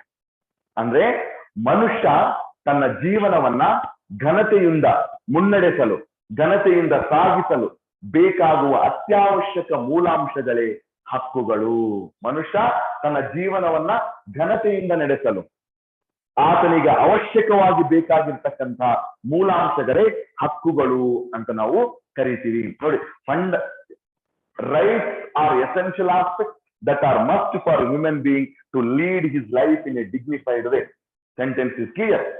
ಸರ್, ಹೆಂಗೆ ಇದನ್ನ ಹೆಂಗೆ ನೀವು ಸಮರ್ಥಿಸ್ತೀರಿ ಅಂತ ಹೇಳಿದ್ರೆ, just you observe the ancestral time. ಈ ಪ್ರಾಚೀನ ಕಾಲದಲ್ಲಿ ಮನುಷ್ಯ ಹೆಂಗೆ ಜೀವಿಸ್ತಾ ಇದ್ದಂದ್ರೆ, ಒಂಟಿಯಾಗಿ ಗುಹೆಗಳಲ್ಲಿ ಸಿಕ್ಕದನ್ನ ತಿಂತಾ ಇದ್ದ, ಒಂದು ಶಿಸ್ತುಬದ್ಧ ಜೀವನ ಇರ್ಲಿಲ್ಲ ಅವನಿಗೆ. He was not with disciplined lifestyle. ಪ್ರಾಣಿಯಂತೆ ಜೀವನ ಮಾಡ್ತಾ ಇದೆ ಅಟ್ ದಿ ಬಿಗಿನಿಂಗ್, ಗೊತ್ತಿರಲಿ ನಿಮಗೆ. ಅನಾಗರಿಕನಾಗಿದ್ದ. ಹಿ ವಾಸ್ ಅನ್ಸಿವಿಲೈಸ್ಡ್. ಅನಾಗರಿಕನಿದ್ದಂತ ಮನುಷ್ಯ ನಾಗರಿಕ ಹೆಂಗಾದ? How he become civilized? He was uncivilized. In due course of time, he became civilized. What made him to become civilized? ಅನಾಗರಿಕನಿದ್ದಂತ ಒಬ್ಬ ವ್ಯಕ್ತಿ ನಾಗರಿಕನ ಹೇಗಾದ ಅಂತ ಬಂದಾಗ, ಹಕ್ಕುಗಳು ದೊರಕ್ತಾ ಹೋದು ಮನುಷ್ಯನಿಗೆ. ಸಾಮಾಜಿಕ ಹಕ್ಕು, ಕೂಡಿದ 4 ಕಡೆ. ರಾಜಕೀಯ ಹಕ್ಕುಗಳನ್ನ ಗುರುತಿಸಿಕೊಂಡ, ದುಡಿಯುವುದನ್ನ ಕಲ್ತ್ಕೊಂಡ ಆರ್ಥಿಕ ಹಕ್ಕು, ರಾಜಕೀಯ ಹಕ್ಕು, ಒಬ್ಬ ನಾಯಕನನ್ನ ಆಯ್ಕೆ ಮಾಡತಕ್ಕಂಥ ಪ್ರಕ್ರಿಯೆ ಪ್ರಾರಂಭ ಆಯಿತು. ಯಾವಾಗ ಹಕ್ಕುಗಳು ಮನುಷ್ಯನಿಗೆ ದೊರೀತಾ ಹೋದ್ವೋ ಆಗ ಮನುಷ್ಯನ ಜೀವನ ಬದಲಾಗ್ತಾ ಹೋಯಿತು. He was uncivilized, but due to availability of rights he became civilized. ಅನಾಗರಿಕನಿದ್ದಂತ ಮನುಷ್ಯ ನಾಗರಿಕನಾಗ್ತಾ ಬದಲಾಗ್ತಾ ಹೋದ. ಅದಕ್ಕೆ ಪ್ರಮುಖ ಕಾರಣ ಅಂದ್ರೆ ಆತನಿಗೆ ದಕ್ಕಿದಂತ ಹಕ್ಕುಗಳು. ಅಂದ್ರೆ the rights played the role of bridge between uncivilized to civilized. ಅನಾಗರಿಕ ಮತ್ತು ನಾಗರಿಕನ ಮಧ್ಯೆ ಸೇತುವೆಯಾಗಿದ್ದುವು ಹಕ್ಕುಗಳು.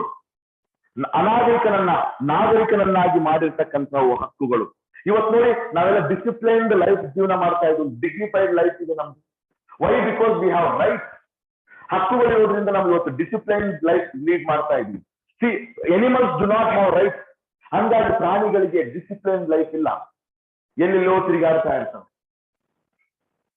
No discipline life. Why? Because right for animals are not recognized. ಆದ್ರೆ ನಮಗೆಲ್ಲ ಒಂದು ಶಿಸ್ತುಬದ್ಧ ಜೀವನ ಇದೆ ಮನುಷ್ಯನಿಗೆ, ಬಿಕಾಸ್ ವಿ ಹ್ಯಾವ್ ರೈಟ್. ಹಕ್ಕುಗಳಿವೆ, ಸಮಾಜದಲ್ಲಿ ವಾಸ ಮಾಡ್ತಾ ಇದ್ವಿ, ಸಾಮಾಜಿಕ ಹಕ್ಕುಗಳಿವೆ, ನಮಗೆ ದುಡಿತಾ ಇದ್ವಿ, ಆರ್ಥಿಕ ಹಕ್ಕು, ಇವತ್ತು ಶೈಕ್ಷಣಿಕ ಹಕ್ಕು ಇದೆ ನಿಮ್ಗೆಲ್ಲರಿಗೂ. See the disciplined life, dignified life, it all because of the right that you are enjoying right now. ಹಾಗಾಗಿ ಹಕ್ಕುಗಳು ಅಂದ್ರೆ ಏನಂದ್ರೆ the rights are essential element for human being to lead is life in a dignified way.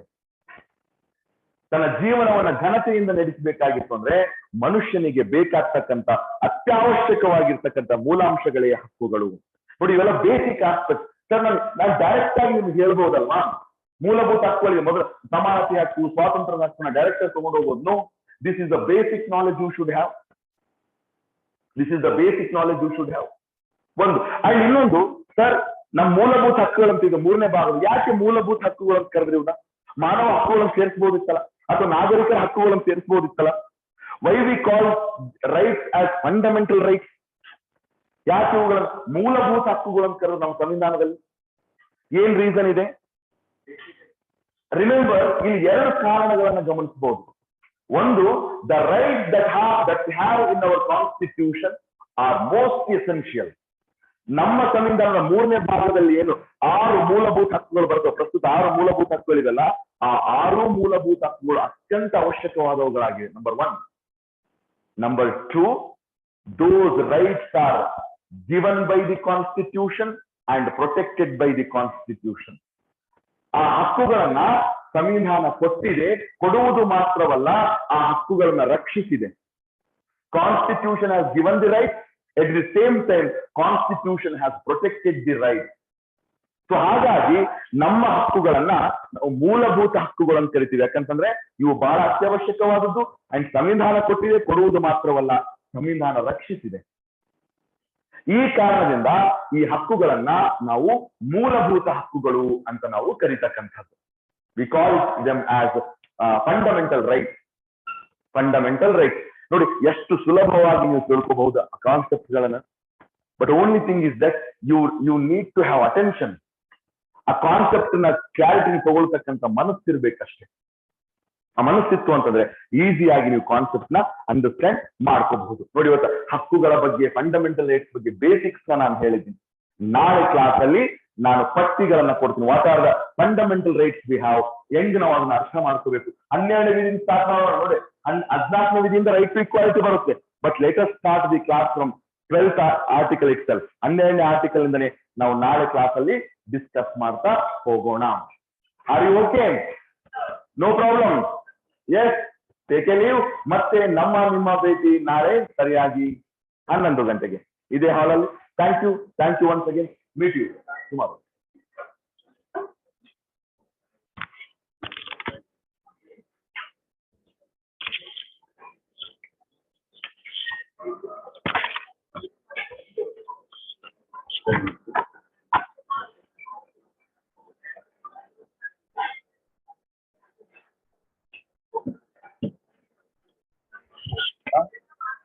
ಇಲ್ಲ, ಯಾಕೆ ಇಲ್ಲ ಕೇಳಿಲ್ಲ.